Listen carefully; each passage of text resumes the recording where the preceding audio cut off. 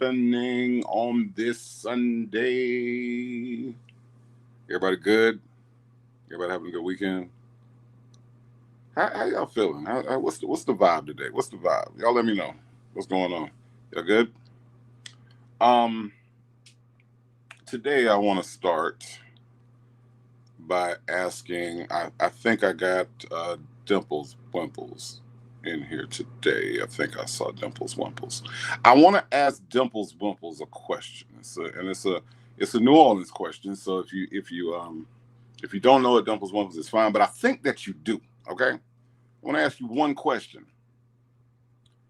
Who that called the police?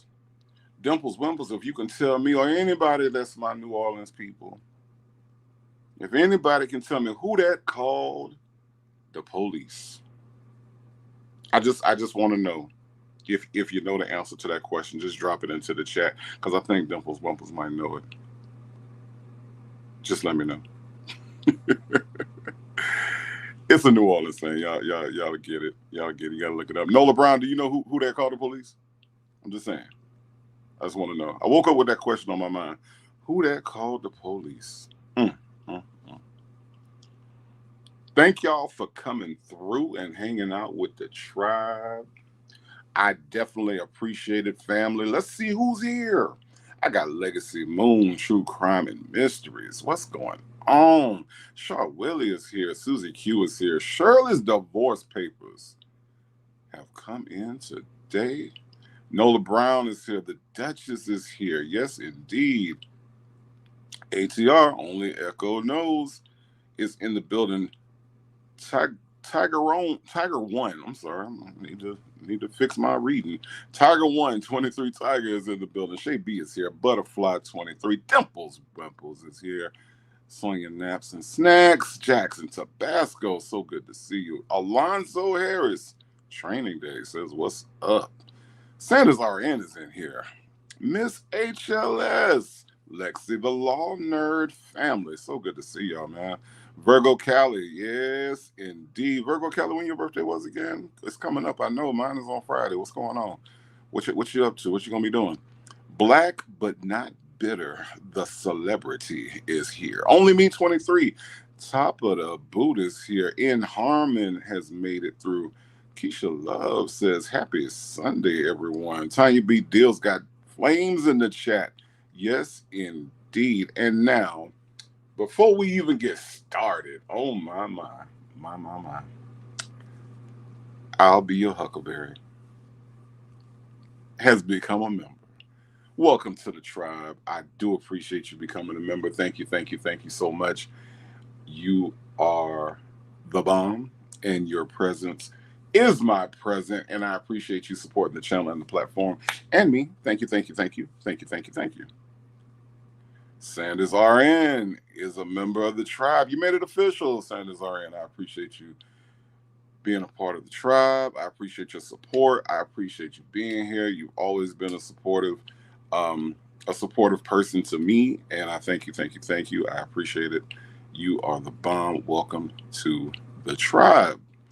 Ms. Nisi is here. I got Shay B says the intro is fire. I think they stole my moves. Yeah, maybe, maybe. Man, Jackson Tabasco answered. Jackson Tabasco. This is a New Orleans thing. Who there called the police? Them hoes called the police. I don't know why I woke up with that on my mind. I don't know why that song from I don't know how many decades ago was on my mind, but that is a New Orleans classic. If y'all not familiar with it, who there called the police? Them hoes called the police. It's definitely a New Orleans thing. And Dimples Wimples, of course, you know them hoes called the police. Okay, all right. I just want to make sure, it ain't just me. I like to reminisce sometimes. So just that give y'all an indication of how my playlist go.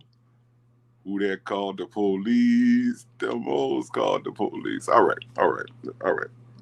Let me get back. Let me bring myself back. All right.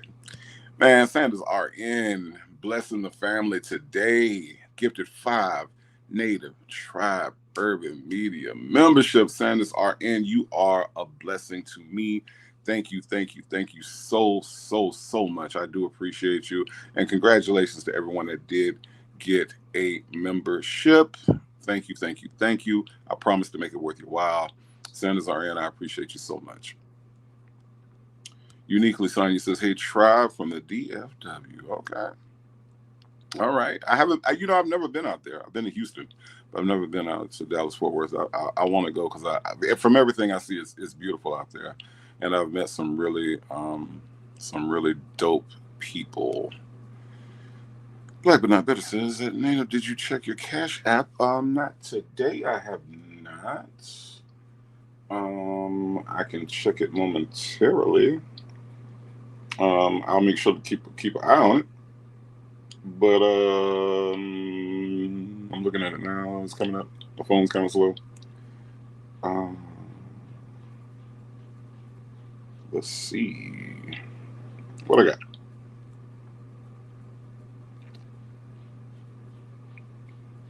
Oh yeah. Okay. Yeah, I did. Thank you. Thank you. Thank you. Thank you. Thank you. Thank you. Thank you. Thank you. I appreciate you. Sometimes it gets lost in the sauce between everything, and I'm still trying to get used to pushing all the buttons. But thank you for that. I do appreciate you so much. I really, really do. Infamous Silverback Stalker says, good afternoon, Tribe. And Victor the Veil is here. So glad to see you, Victor the Veil. Thank you for coming through. Louisiana lady. Hey, Tribe. Don't tell me I got a Louisiana convention going on in here. I got Top of the Boot. Louisiana lady. I got Dimples Wimples. Oh my Jackson Tabasco. What's going on? I love it. I love it. I love it. Kimmy K says, hey, hey, hey. I got Danny IRL. I got April B. Man, so good to see everybody here. Very Cherry's here. Blue Bear got flames in the chat. My brother Native. How you doing, my Everything good on your end? I hope so. If not, let me know how I can help. Chanel Heslop says, hey, hey. South Florida lady, great afternoon, Native Tribe Urban Media Band. All right, yeah, we here. Mushmouth Nesto is even in the building. What's going on? What is going on? All right, folks, let's talk about it. All right, Strawberry Sunday. Let's talk about Shirley Strawberry for a quick second. I know that she hasn't been on any calls recently. We haven't heard that much from her. D-Dub, good afternoon to you. I cannot forget you. 7th Ward tweet. Oh, when the last time I was in the 7th Ward? Let me think. Last time I was in the 7th Ward. It's been a minute since I've been in the 7th Ward. The last time I've been in the city, I was in the 4th Ward and I was in the 6th. And I went uptown for a minute on Chapatulas, but I haven't been in the 7th Ward. I got to go back to the 7th Ward, man. Thank you for reminding me, 7th Ward tweet. So glad that you're here. Dimples want to say bounce music is always in rotation over here. Hey, me too. Shoot, I got all my Ricky B's and Cheeky Blacks. Please believe it. Prominent woman, Native Tribe and Tribers. Yes, indeed. Man, Tiger One, you not late. There's no such thing as being late out here in the tribe. But listen, Shirley Strawberry. Let's talk about it. She hadn't been in the calls. She don't really have nothing to do with Nesto, but I thought it was kind of interesting when I was listening to the call that Shay did put out. Shout out to phone calls from prison for keeping us entertained. The call that we did hear, right? Nesto said that Steve Harvey from the Steve Harvey Morning Show was going to sponsor this ridiculous movie that he keeps talking about, right? And I was thinking about it because I'm like, you're telling the woman that you cheating with that the woman that you are allegedly married to got a boss that's gonna fund your dream of this ridiculous idea of a movie, right? That's what's supposed to happen. And in his mind, this makes sense. And I'm just thinking to myself, if you Shirley Strawberry at this moment, right? And you hear this man And granted, this was 2023, so this is all past, right? But still, if you're Shirley listening to some of this, I mean, and not just this call, but all of the calls, right? All of the things that this man has been saying. If you're Shirley Strawberry, what's going through your mind about what this man actually thinks about you or thought about you? Because why in the world would Shirley Strawberry want to give you access to Steve? Because you're not accessing Steve without Shirley Strawberry, but yet you disrespect Shirley Strawberry by cheating on her with this 98-pound weirdo with a bad hairline and no edges and a short intestine. What do you think Shirley Strawberry in 2024 is thinking about this call in 2023? I really want to know what y'all think about this. You know, I really do. Miss HLS says, I'm going to stop saying R at the end of words like Steve Harvey. And don't change. Don't change. Don't change. Because that wouldn't be a good thing. Seven Ward Tweet says, don't sleep on me, Native. I just hang in the bushes. It's all good, Seven Ward Tweet. I'm not mad at you. I'm not mad at you. I'm glad that you dropped down. Thank you. I'm glad that you're here at all. Bushes, non-bushes, in the chat, not in the chat. It's all good. Replay gang. Hey, I ain't mad at it at all. I got some fleur-de-lis in here. Thank you, Jackson Tabasco. I will be in New Orleans sometime tomorrow. It's going to be great. Myretta says, help me, Native, with the winning Powerball numbers. I wish. I just don't, I don't want to be, I don't want to catch the blame if you don't win. So, we'll see what we can come up with. Just shoot me an email and we'll work it out. Linda Gibbs says, good afternoon, Native Tribe and Urban Media. How are you, Linda Gibbs? I'm so glad that you made it through. Shirley Strawberry is an insure or boost. Okay. You know what, Dimples Bumples? That is funny. I'm not going to laugh right now. I'm going to laugh later. But that is funny. I said what I said. Hey, Native Tribe and Tribers. Yes, I said what I said. I'm so glad that you're here. Thank you for showing up and hanging out with the tribe. Shirley's divorce paper says, hello, Native and the tribe. Happy Sunday. I'm late. Just got out of church. It's all good. Hey, I'm glad that you're here. You're never late when it comes to the tribe, all right?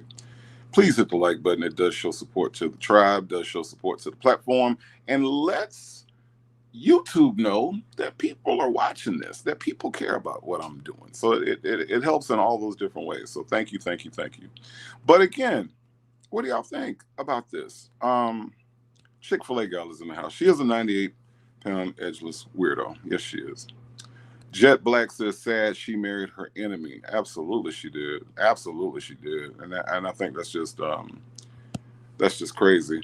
Legacy Moon, True Crime and Mystery says, that just goes to show you how very delusional Nesto is. Delusional, degenerate, and disrespectful Nesto is. Okay.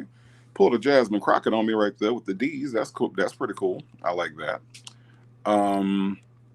South Florida lady says, Nesto don't understand. Surely it's these $1 million baby in radio. I mean, I just don't understand. But here's the thing. I believe that what we're seeing in Nesto plays itself out in a lot of different ways, where we talk about why did people fall for his schemes. And I think part of it was that he presented himself as having access, right? The same way that he's presenting himself as having access right now to Sonya. Where he's saying, like, I got access to Steve Harvey. I know for a fact, this is what he said. I'm quoting Nesto. I know for a fact that Steve Harvey will sponsor my movie. Why?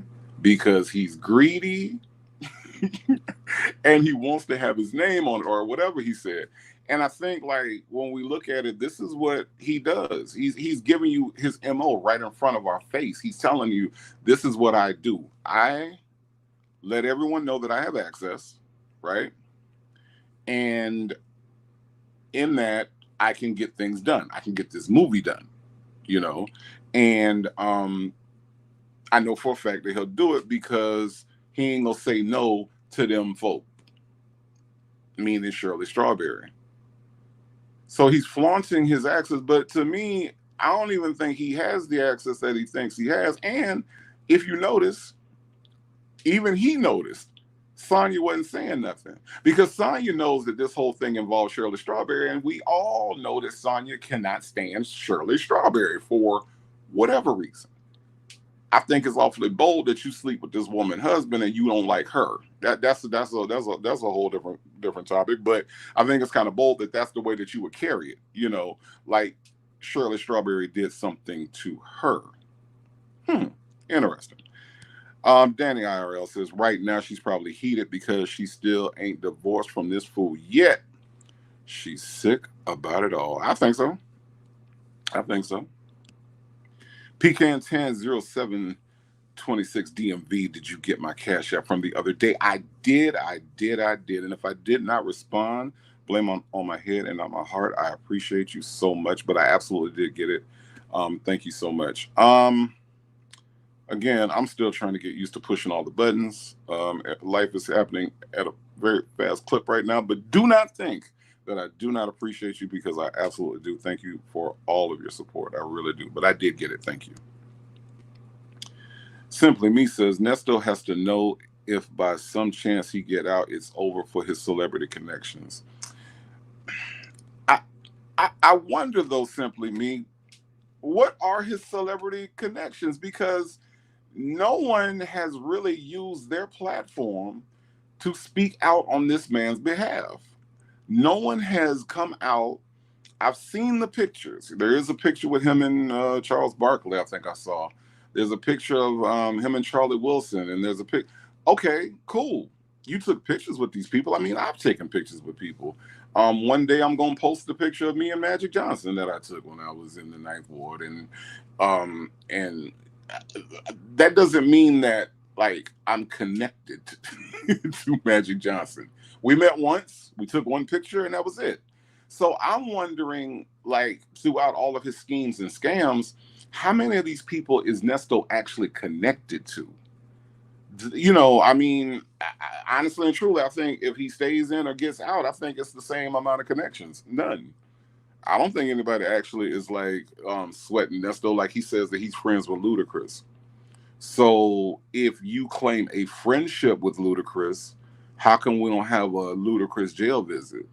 How come there's not a phone call where there is talk about Ludacris sent me $100, Ludacris sent me $500 on my books? Because if that happened, knowing Nesto the way he liked to talk, there's no way that he doesn't mention that. If Ludacris or any other celebrity was supporting Nesto while he was behind bars, there's no way that we don't know about it, because he talks about everything. So, yeah, so I don't know if he has any celebrity connections, but I wouldn't think that he does. I mean, you know, seeing as how he says everybody knows his character, everybody knows, nah, man, that ain't you. How many times have we heard that? The only people that we've heard say, nah, man, that ain't you, is Dion. Because even Dre was like, hey, I don't know, you know, I don't know. He did say something about kids, like, I don't really, you know, you don't really, you know, known you to do that. But then Dre also said, man, we need to talk about this. We need to find out how this happened. How did you even get accused of this? You see what I'm saying? Like, Nesto, I mean, Dre wasn't even 1,000% on board that he absolutely just didn't do it, you know? So what celebrity would be out there to, willing to put their name on the line and say, you know, I believe in my boy Nesto? I just don't think that that's a thing. That girl says, Nesto hates Shirley. This is scary. Yeah, I think so. Eat 3 Jen says, hey, Native, just popped in to say hi. I'm busy ATM, but we'll definitely catch the replay. It's all good. It's all good. I'm not particular, and I'm not picky. As long as you come through, I appreciate you. Your presence is my present. Miss Boogie Down. Hey, Native and Tribe, what's up? What's going on? How you doing? I got Muffin 218 that says she's laughing, saying that's not going to happen. Yeah. That's not going to happen, hun. Yeah, no, you're absolutely right. Shirley divorce papers. Steve will not touch anything associated with Nesto. And I don't think Nesto understands that. I mean, I think we understand that because when it comes to that brand, I think Steve Harvey is really protective of his brand. He does a lot of things between, you know, the books and between the Family Feud and the court show. I don't even know if that show comes on anymore, but whatever it is that he does, he's really protective of his name and his brand. And I can't believe that he would risk his brand behind a dude with the charges that Nesto has. Think about what this man is charged with. Why in the world would a Steve Harvey, all right, not the biggest celebrity in the world, but even I have to admit that a Steve Harvey has a lot of pull in Hollywood and knows a lot of people and has a reputation for his product. Now, his personal, I don't know. I don't know how he's looked upon by people as far as his person, right? Because I've heard he's not a nice person. But as far as the people that follow him, he's not willing to risk his reputation with those people. And I don't think Nestor really understands that part of it. Some kind of way that self-importance just kind of shines through in everything that Nesto does, because he really has he has a self-importance that is out of this world in his mind. Dimples Wimple says Nesto has mental illness. There's no way in hell his soon-to-be ex-wife boss will sponsor his ignorant ass movie. And I think so. Dimples Wimples, let me pull something out of what you just said, okay? I think what I pulled out of what you just said was that there could be possibly a potential for there to be something that Steve Harvey would sink his teeth into. But we're talking about a man who does not know words, that doesn't know the definition of words, that cannot speak, has some sort of brain injury from when he was 10 years old, okay? Yet, we're supposed to believe that he wrote a coherent script. A coherent script that would make sense to a producer, to give to a director, to give to the head of a studio to produce a whole film. That's what we're supposed to believe. I think even if I and I've studied script writing and I think even if I gave a script to Steve Harvey, he wouldn't even consider it. And I know what I'm doing. So all of a sudden we're supposed to believe that some kind of way Nesto there's some kind of way Nesto is going to get a script in, not just to Steve, because I don't even think Nesto understands the process of movie making. Steve can give money to his movie, right? Steve can. Steve got the funds for that. But if Steve gives the funds for the movie, how is the movie going to be distributed? You know, Steve doesn't own a production company, or if he does, it's not a movie house production company. He might own a radio production company for his radio and everything, but those shows that he's on are produced by another production company or in association with one, right? So Steve don't do movies. So that means that it still has to go a step above Steve. So even if it gets past Steve ignorant ass, it would have to go to somebody else to actually get the movie made. So I don't think he understands even the way I don't think he understands the way that the whole process works anyway. South Florida lady says his celebrity connection is Shirley Strawberry. You're right. You're right. His celebrity connection is Shirley Strawberry, and he sacrificed that connection for who? For who? Sonya Durham Waller Jackson III, who can't get him connected to nothing. Man. I just don't. I don't understand his decision making. I don't understand the way that he thinks. But you know, I don't know. Hey, Pretty Frugal Diva, love the name. Pretty Frugal Diva says, went to school with Luda. Can't imagine. I can't imagine it either. So if you went to school with Luda, and if you know Luda on any level, I've met Ludacris once. I met Ludacris once a long time. Matter of fact, I met Ludacris the same night I met Magic Johnson. That was a crazy night. But if you've met Luda, if you know anything about him, I mean, I can't see Ludacris being associated with Nesto Williams.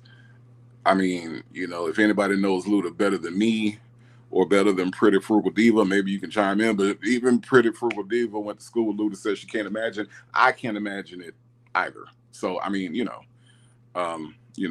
but you know, anything's possible, I guess. South Florida lady says nobody but Sonya is checking for Nesto. That's very true. Say J with the Prince Avatar. He brags about who he knows. He absolutely does. He brags about who he knows, but I don't know if he actually knows them. I mean, like what qualifies as knowing to Nesto? You know, I mean, I think that he's the type of person that he comes across scammy. You know what I mean? Like he comes across like a scammer. So if you are in any celebrity capacity, why would you want to be a part of that? Because, you know, most celebrities, I'm not going to say all of them, but most celebrities know how that can drain their own stock when it comes to the people that they hang around. Legacy Moon True Crime and Mysteries, who, by the way, is an amazing content creator. If you want to go by and support her, please do. She does great things after dark. Has some great content, and her shorts are amazing. So absolutely check out Legacy Moon. But Legacy Moon says, don't forget Titty Jakes. Titty Jakes is his friend. Oh, that is so funny. That is hilarious.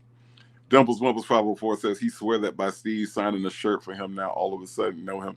Yeah, I mean, imagine that. I think that's part of like the burden of celebrity is that people will use your name like, you know, just at will, you know, just whenever, just, you know.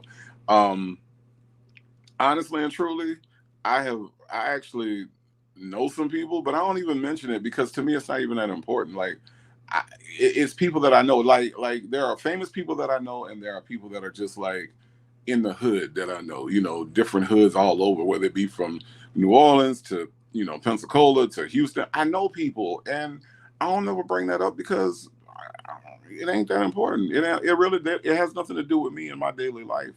I have stories, you know, about certain people, but I mean, but even those, I don't even pull them out that often. But this dude is always talking about Denzel and Charlie Wilson and all the millions of dollars worth of game that he got from Denzel. And I could only imagine the look on Denzel's face if he heard Nesto talking. Y'all picture that in your head and tell me if that ain't funny. I mean, for real. South Florida lady says, Dre said they have to take a ride and talk about this nonsense. Right. Because Dre's trying to sort it out. Like, I mean, again, I'm not a Dre fan. I think the man is absolutely disgusting with some of the things that he said and some of the implications that he's made. But the one thing I will give Dre credit for, between him and Nesto, Dre is the clearer thinker. Dre thinks clearly because what Dre is thinking about is staying out of the limelight and staying out of prison. That's why I knew when they were talking about trying to interview him, I'm like, he's not that dude. He's not that type of dude. He's not trying to be interviewed, asked a bunch of questions. Number one, he doesn't seem like he would even do good under that microscope. And then number two, he doesn't really want to be that involved with this.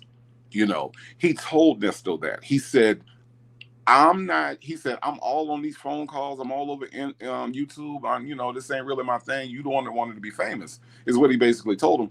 And Nesto laughed, but he was like, you laughing, but I'm serious. I don't, you know, Dre never wanted that spotlight. So it's like, when he was trying to figure out like what was going on with Nesto, all he said to Nesto, which Nesto was so offended by, which kind of indicates to me he's a little bit guilty. Because if I ain't did it and you want to talk to me about it, I'll be more than happy to explain how I didn't do it. You know what I mean? But Nesto was so offended and went back and told Sonya, you know, you asked me about taking a ride. And then Sonya, well, he's an idiot. You know, they went through that whole thing, right? But I thought that was a reasonable request. Like, how did we get here? So Nesto found it to be rather insulting, and I think that kind of led to his guilt. But yeah, Dre wanted to make sure. Dre was trying to figure out what's going on, and now I think Dre knows what's going on, and that's the reason why their last interaction was what it was, because Dre was like, "Yeah, I'm good. All right, good to hear from you. All right, buddy. All right, talk to you later. Good, glad to know you're still alive. All right, bye." And that was the call, you know. Dimples Wimple says if it wasn't for Shirley, he wouldn't have been in close proximity to anyone. That's true. That's true. But again, just close proximity. That's all it was. You know, there was no like you know, these people coming over or anything. No, it was the regular Shirley Strawberry crew. You know, Panay, Debbie, you know, names like that. There was no like we had dinner with Denzel the other night and his wife. They came by, or we did a double date with Samuel L. Jackson and his wife. None of that. You know, it was just regular interactions with the regular crew. And he's blown it so out of proportion to make himself seem more important than he is, you know. But I think he had proximity, but you know, I don't think it was that much more than that. Danny RL says, can't even get $100 from a celebrity. And Lord knows the celebrities got $100. You know, they just walk around with $100, at least $100. Dre said, ain't nobody put no money in your book, Nestos. Not even what his name is, Lamont. They can't give you $100. They can't put $100 on your book. $100. Oh man. Nola Brown said Nesto fell in love with Steve and not Shirley. Wow, what a powerful and true statement, right? It was Steve and it was Gary with the T. He had crushes on both of them because, Lord, he could not stop talking about Gary. He could not stop talking about Gary. And y'all know, if you listen, go back to the Nesto and Shirley calls. He talked about Gary in every call. I'm like, bro, just write him a letter, please. Kimmy K says, so weird. Nesto and Sonya lied to each other about their connections in the beginning. I wonder how they truly felt about each other now. I think everything is kind of coming out in the wash, don't you? Like if you listen to the 24 calls, the August 24 calls, they're not as rambunctious as they used to be. You know, it used to be I'm having a meeting, or this investor, or you know, or this is going on, and Nesto would be like, yeah, I'm getting out, and this is gonna happen, and I got a sponsor, somebody gonna pay for my bond. None of this shit has come out, and I think like when you got two liars that are looking at each other and trying to sort out each other's lies, ain't nothing really to say. They kind of cancel each other out to me. But I mean, I just don't feel like it's the same. It's the same thing. It's the same vibe. You know, I feel like they kind of like feel like, you know, they falling off. But you know, I got obsessed in the mess with flames in the chat. Put the flames in the chat if you feeling this today. I appreciate your participation today. Say J says, I'm tripping that Ebony still even visited Nesto in jail. Trust. Monday morning, we are going to hear another strawberry letter named Steve Harvey Moments distancing himself from Nesto. Interesting. I don't think that he needs to. I think that his silence has been distance enough. You know, when you go to the call where Sonya was saying that, you know, Shirley needed to go on there. you could tell by the things that Sonya says that she never really had a job for real, or been in any kind of leadership position, because she actually thinks that Shirley Strawberry is going to override Steve Harvey, whose name is on the show, right? It's the Steve Harvey Morning Show. But some kind of way, Shirley Strawberry is going to override Steve Harvey and is going to actually say to Steve Harvey, look here, Steve Harvey, I'm going to tell you about my man. My man ain't do these things, hun. My man is innocent, hun. I know his character. I've been around him every day except for the days he didn't come home because he was committing crimes. And I believe and stand by my man. Shirley, we got to go. Steve. Some kind of way, Shirley Strawberry gonna get the gumption. She gonna get the gumption to override Steve Harvey on the Steve Harvey Morning Show to talk about Nesto's innocence. This is what Sonya thinks should happen. I think it's ridiculous. I think she's ridiculous, and I think the things that she say indicate that she doesn't have any lawyer experience, that she doesn't have any management experience. Like, she says the dumbest things, and things that nobody else would have thought, would think would fly. And keep in mind, she wants Shirley Strawberry to talk about her husband's character while he's cheating on Shirley Strawberry. Y'all make it make sense, because I can't. Infamous Silverback Stalker says an associate of mine is married to Luda's top security person. Luda ain't dealing with Nesto. Maybe back in the day, he went and got a haircut. Yeah, I'm thinking the same thing, infamous Silverback Stalker. I think so. I think a lot of the stuff that he's talking about comes from people that, the last time I saw Ludacris was in Buckhead. So I know Ludacris, might hang out up there. So possibly he went to the barbershop, got a haircut. Doesn't mean that him and Nesto are best friends. And I think all of this stuff is exaggerated by Nesto, and he needs to stop, because it's not helping his case at all. Please remember to hit the like button. I appreciate you. I appreciate you. I appreciate you. I appreciate you. Pretty Frugal Diva says, I went to school with him. Ain't no way. I can't see it. I mean, I really can. I really can. Trust in My Destiny says, good afternoon, everyone. Keisha Love says, Sonya connects him to fantasies. Right. JMM55, the little zesty dude, messed it all up. Sure enough. She sure enough did. I don't know. They both live in. Isn't it funny how two people that both live in fantasy worlds connected in this way? Isn't that funny though? Like, because usually there's in the people that I've known, and the couples that I've known, right? There's always one dreamer, and the other one is like based in reality, and they're really reality based, but they kind of like balance each other out.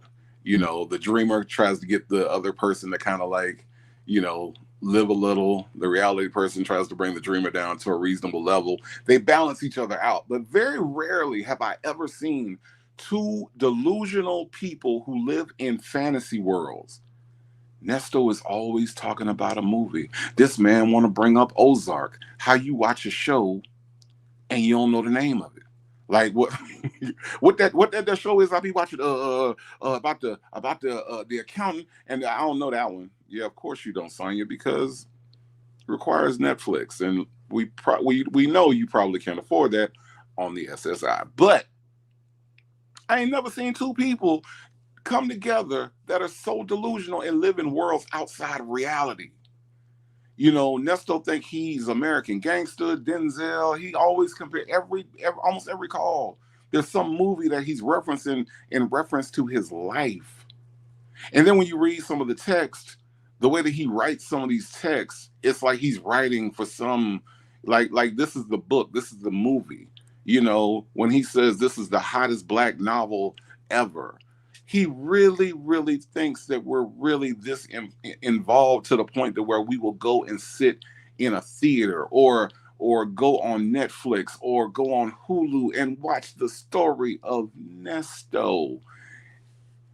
We ain't that into you, bruh. Miss Kim says Nesto is not getting out of jail anytime soon to make any kind of deals. He's a delusional dumbass. That does make sense. Eerie Vibe says he has a traumatic brain injury. I didn't know that. Well, you know what? I don't know it either. I'm making a very educated guess, because something has to have happened to this dude in order for him to be the way he is right now. So that guess is an alleged guess. He had to have fallen when he was 10 years old in order for his brain to not be able to process musical instead of single. That's all I'm saying. That's all I'm saying. Just an educated guess. Thank you for coming through, Eerie Vibes. Say Jay says no, it was before or maybe during Nesto dropping her to get with Shirley. Apparently, when Ebony was leaving, someone was coming in to visit Nesto but who it was wasn't stated. Yeah, that was a little confusing, but I don't think it was Shirley that came that day either. Um, and Harmon says, so nobody gonna talk about Shirley Strawberry being Steve Harvey's ghostwriter. I mean, we could talk about it. I don't know how true that is. It makes sense to me that that she possibly could have written those words and took time out. I mean, does it make sense that she would do it and not get credit and probably not get paid for it? Yeah, it does. In the grand scheme of the way that a lot of this stuff works, yeah, I could see that. Maybe she did get a check from it. I don't know, but I do know that it's highly possible that she wrote that. I mean, and he put his name on it. The thing is that I've never read it. So here's my question to you all. Anyone that's actually read that book, Think Like a Man, Walk Like a Woman, whatever he said. Anybody that's read the Steve Harvey book, if you read it, does it read like Shirley Strawberry wrote it? Because I think we all know the way Shirley Strawberry speaks and the way that she, her demeanor. So, I mean, so just, we can definitely talk about it. We definitely can. Mush Bump Nesto says, Nesto said he met Whitney Houston too. Right. And all he did was pass by her coming in the store and he's coming out the store. Man, that motherfucker Whitney Houston right there. Yeah, that's all he did. I'm pretty sure Whitney had no idea who Nesto was. But that's the kind of thing that he does. Sanders RN says the question should be, do these celebrities know Nesto? I think we know the answer to that. I'm pretty sure that we know the answer to that. Muffin 218 says, I remember a call when he told Sonya to call them folks because they would do it for him because he has dirt on Steve. It was when he wanted money for the lawyer. Right. So is the man gonna sponsor you or are you gonna blackmail the man? Like, which one is it? Because neither one of them makes any sense. But Jackson Tabasco with a friendly reminder, if you would like to tip your host Cash App, $Read850, or send a super chat or sticker. All are appreciated. How's everybody doing today? We are talking about Shirley Strawberry. It is a Strawberry Sunday. Dimples Wimple said it should be a Strawberry Ensure. I'm gonna stick with Sunday because it's a lot catchier than Strawberry Ensure. Thank you. JMM55 says Nesto takes a pic with a celebrity and then he knows them and they're all his friends. The Delulu is real. Yeah, that's what I'm saying. Yeah, that's what I'm saying. Obsessed with the message. Remember, he told one of his victims he was out of town with Charles Barkley. Yeah. I really want to know.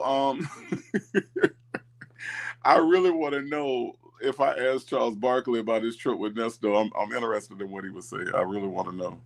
That's terrible. That's just a terrible lie. Pretty Frugal Diva says that part. I rarely mention I went to school with them or folks I know personally that are celebrities because they don't like that junk. They really don't. I mean,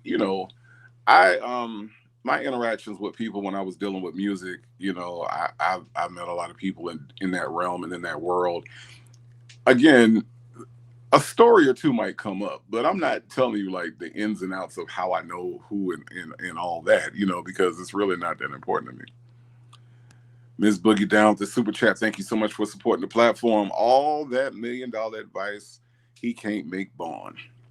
You know what, Ms. Boogie down? Think about this too. All that $1 million advice and $1 million worth of game. On the call the other day, what did he say? I only listen to white folks.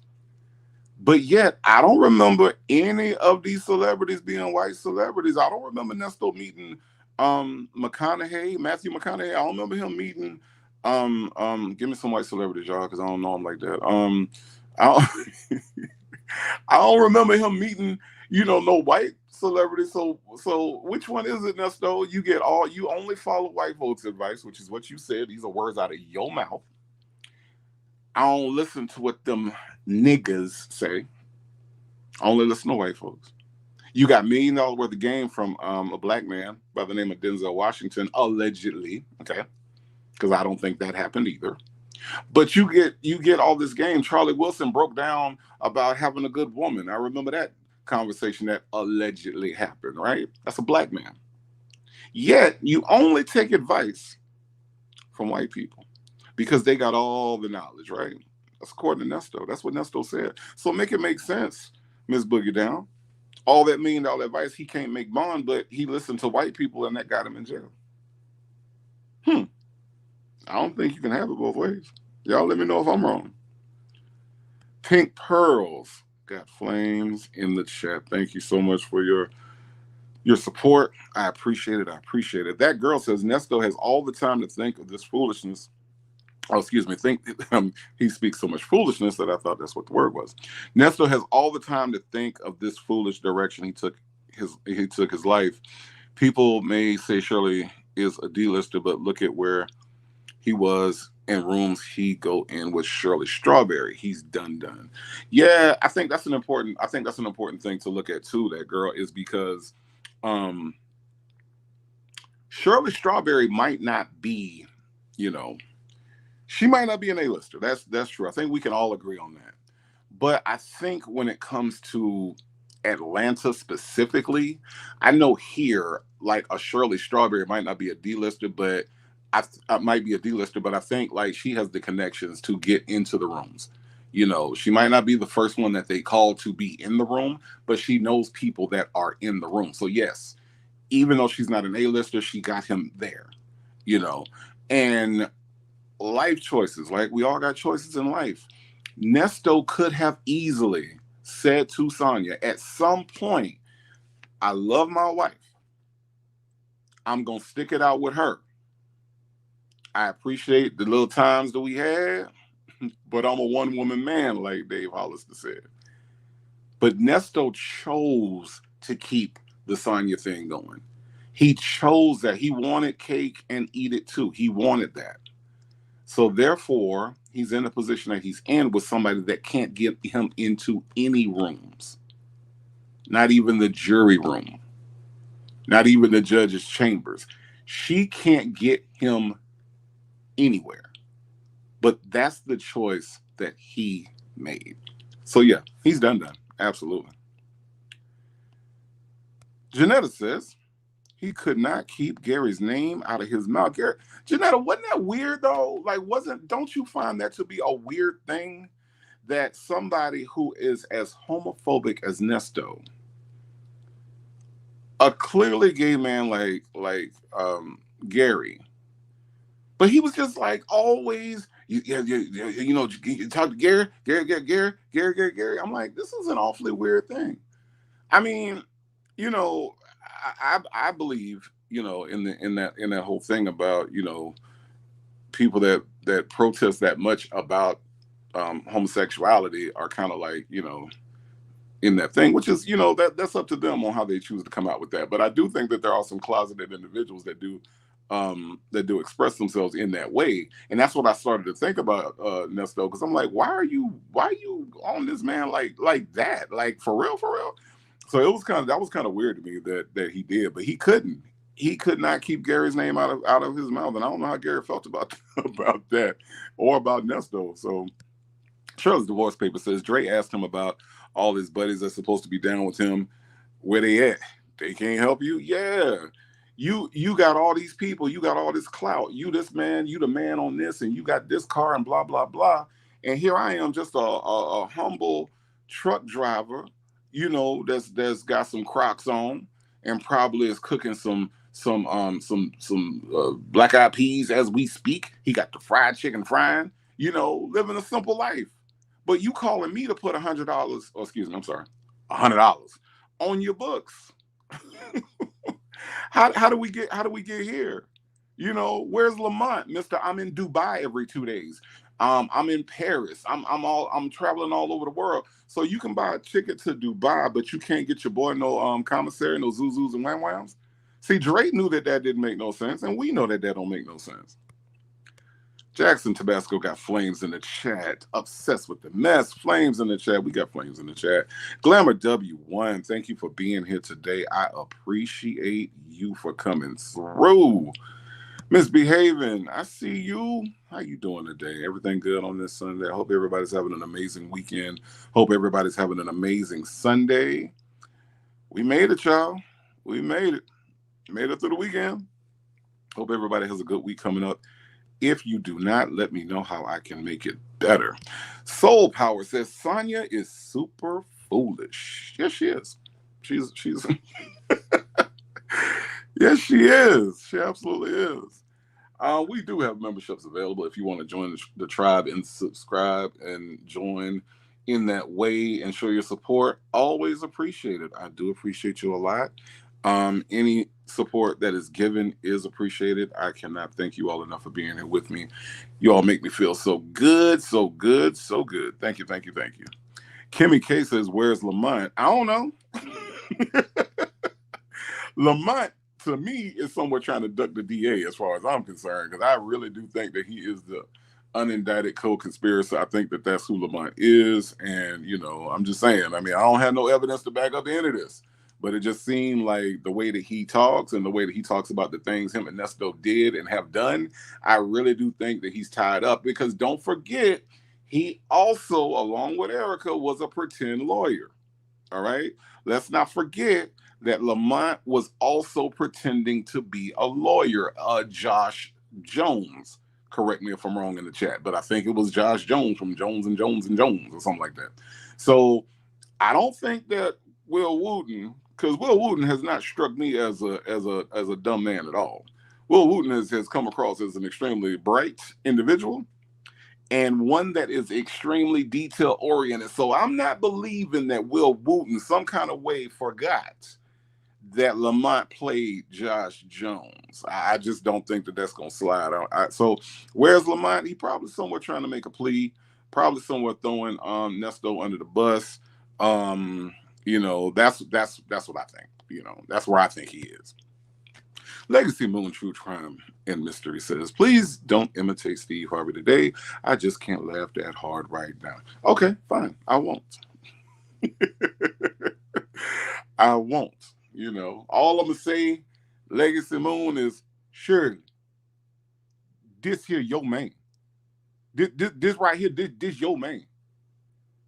Now, will you put up a layaway for this woman if you can't afford to close yourself? Yes, sir. Yes, I put up a layaway. I put up a layaway. Shirley, this here your man. This here your man, Shirley. That's all I'm gonna say, Legacy. I ain't gonna do. I ain't gonna. That's all I'm gonna do. I ain't gonna do nothing else. My Reddit says, "I met Tyler Perry at a book signing. I don't know the man." Right, exactly. That's that's exactly right. That's exactly right. Misbehaving says, "For some reason I can't join the membership from that link on my iPhone. I'll try when I get to my computer." Thank you, Misbehaving, for at least trying. I'm not sure how the iPhone works because I don't have an iPhone. Judge me later.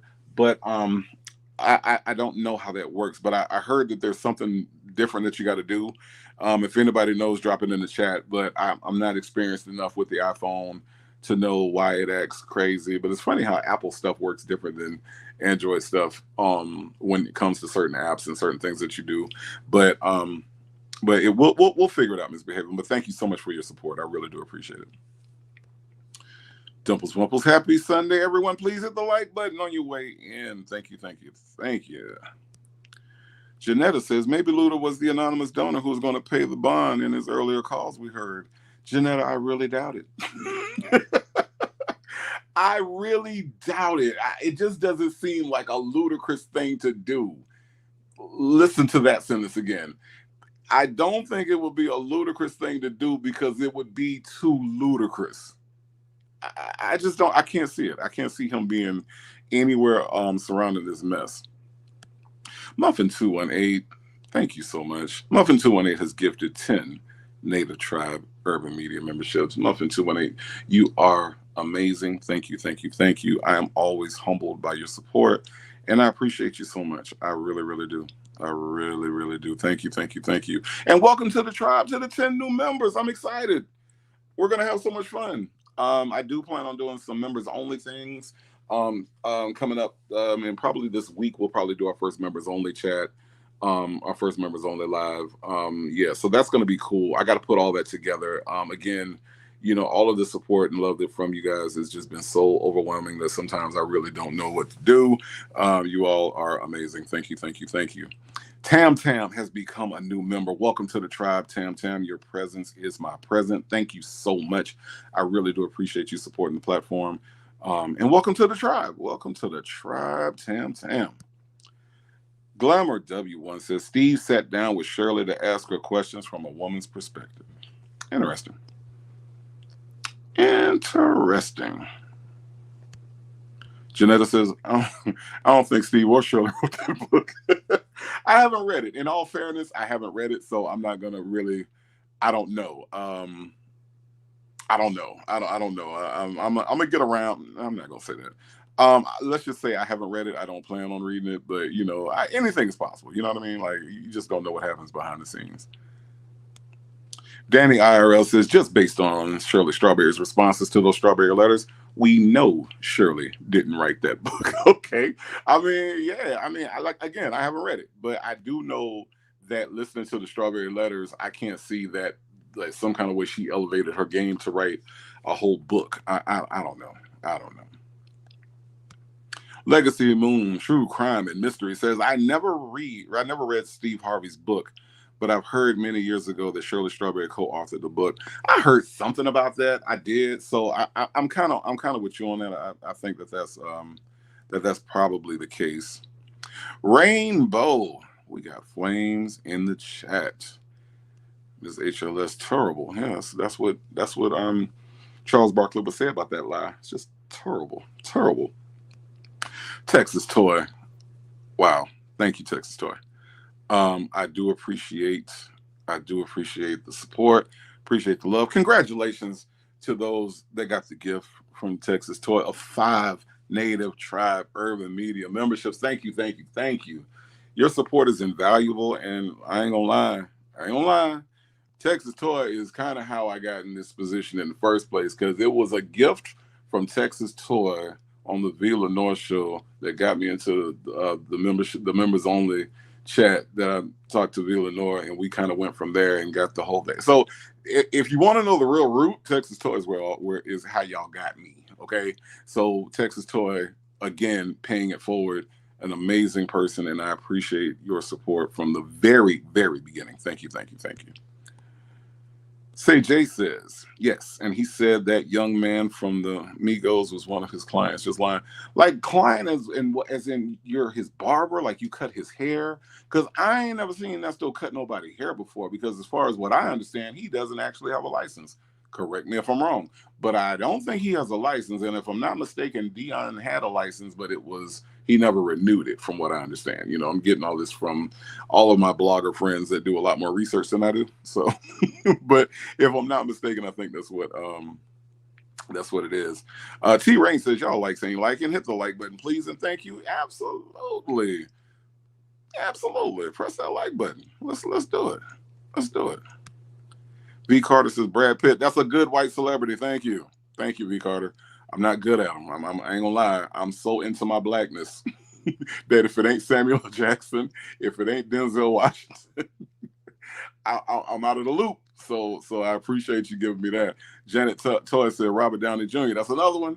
There you go. That's a good one. That's a good one. Honeybee put flames in the chat. Thank you for being here, Honeybee. I appreciate you.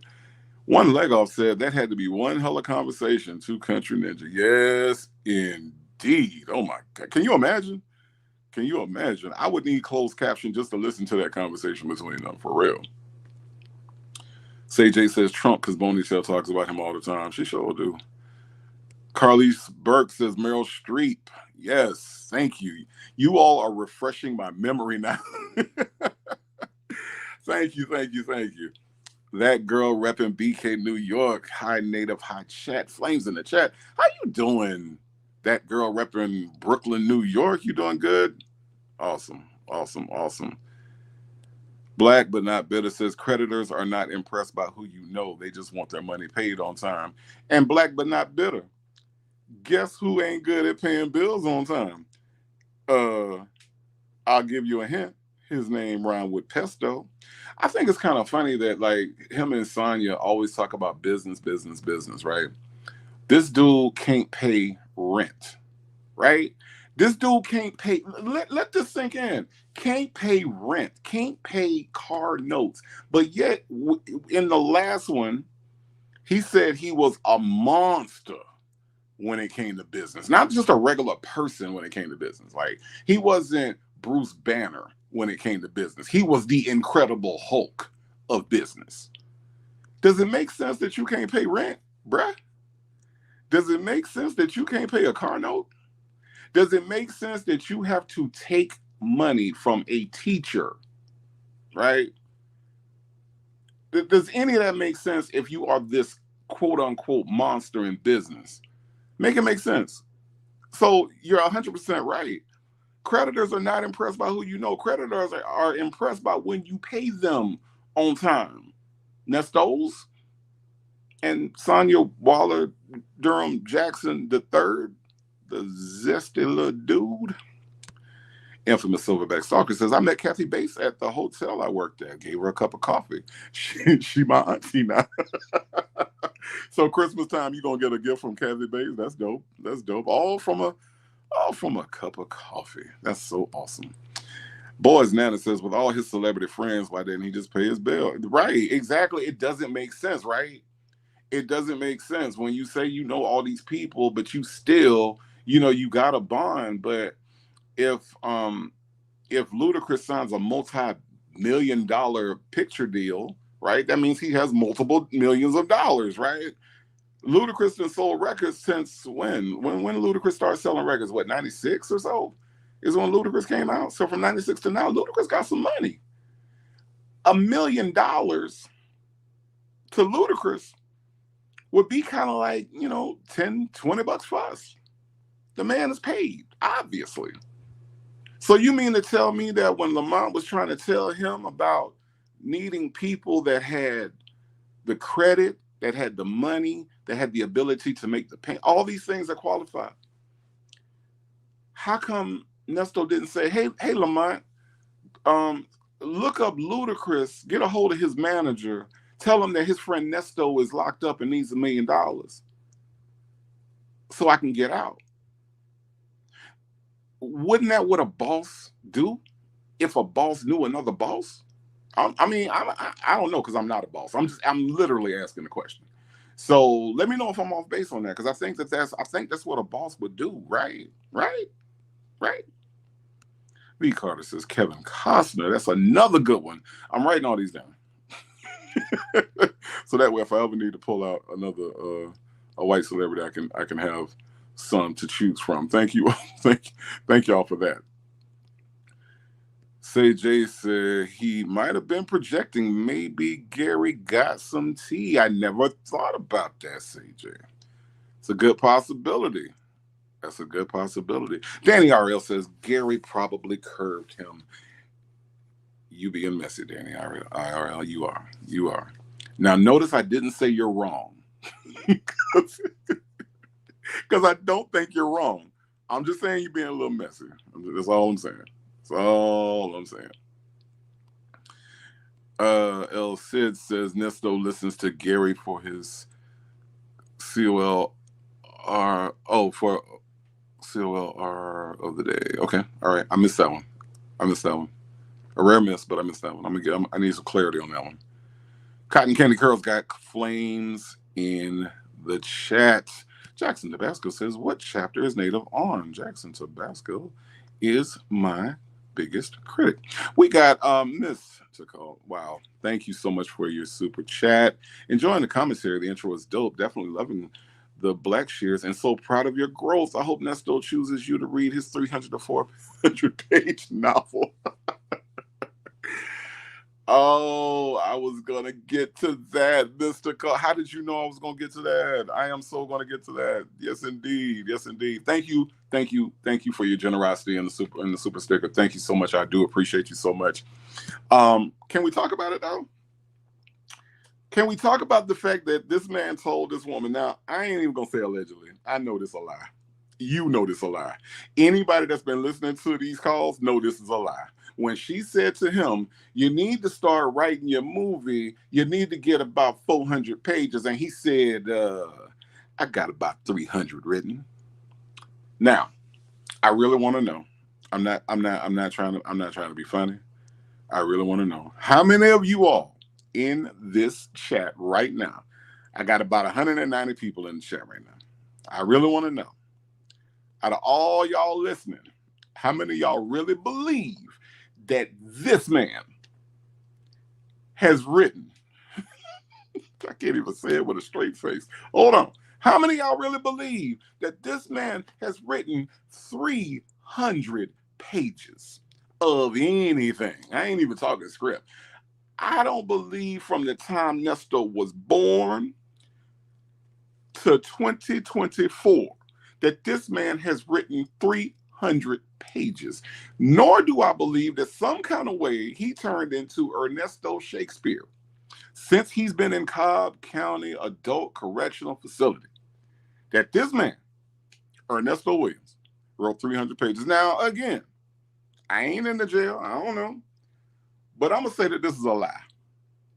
And I really, really, really want to know how many of y'all think this is a lie.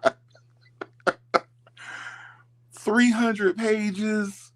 Come on, Nesto. Come on, Sonya. Y'all don't really expect us, the educated public, the native tribe public. You really don't expect me and my tribe to believe that you sat down and wrote down 300 pages worth of anything. Y'all let me know what y'all think, because I really, really, really, I'm so glad Mr. Cole brought that up, because I was really going to talk about that. Really was going to talk about that, to know what y'all thought about this man. Right, 300. Doesn't that sound ridiculous? Come on, y'all. This has to sound ridiculous to more than just me, right? 300 pages? Okay, whatever, man. We got Ms. Lorraine. Ms. Lorraine says, hey, Native Tribe. Ms. Lorraine got flames in the chat. How you doing, Ms. Lorraine? You good? You good? Awesome, awesome. Lonnie says, Native is so loved. Yes, yes, yes, Lonnie. And the love is appreciated. And again, you know, I'm humbled by it. I really am. I really do appreciate all of you all. Really, I do. I do. Cross Country Cruise Her. Yes, new member. Thank you for your support. I do appreciate you becoming a new member. And welcome to the tribe. I appreciate it. I'm going to make it worth your while. I promise I am. But thank you for your support. You are amazing. Say Jay says, that's why Dion out here with his travel and car washing business, which is a great idea if he does it right. Yeah, it is. But you can't patent it like Nesto thought he could patent a 24-hour haircut. You know, if you get your hair, hey man, can you cut my hair at 5 o'clock in the morning? Nah, man, Nesto got that on lock. I can't do that. You're gonna have to come at regular business hours, because Nesto, there's a guy named Nesto, he has it patented to where I can't pull out my clippers and cut your hair at 5 o'clock in the morning. Sorry. That doesn't make any sense. But yes, what does make sense is Dion riding around washing folks' car. That ain't nothing wrong with that. Shirley's divorce paper says, nobody's seen Nasty cut hair. It was always others at his shop, not him. He probably don't know how to cut hair. I've never seen him cut hair. You know, he's supposed to be. And remember when Sonya was like, you know, she made some reference to that's his gift. Like that cutting hair was his gift, something that he never does. I mean, I don't know. I don't know. I'm gonna post this up from Shay B. Shay B says, from the iPhone, you got to Google m.youtube.com and request desktop site. To my iPhone people, I hope that makes sense, because again, this isn't something that's my lane. I am Android all day, 24/7. Salty Buzzard said, that's the monster part. Hey, Salty Buzzard, thank you for coming through. True enough. Texas Toy say, even when I was a single mom, if I didn't pay anything else, I paid mortgage and daycare. You got to have a roof over your head. Yeah, that's what I'm saying. Like, what in the world? He can't do that, but some kind of way I'm supposed to believe that he's a business maven. He's businessy, business.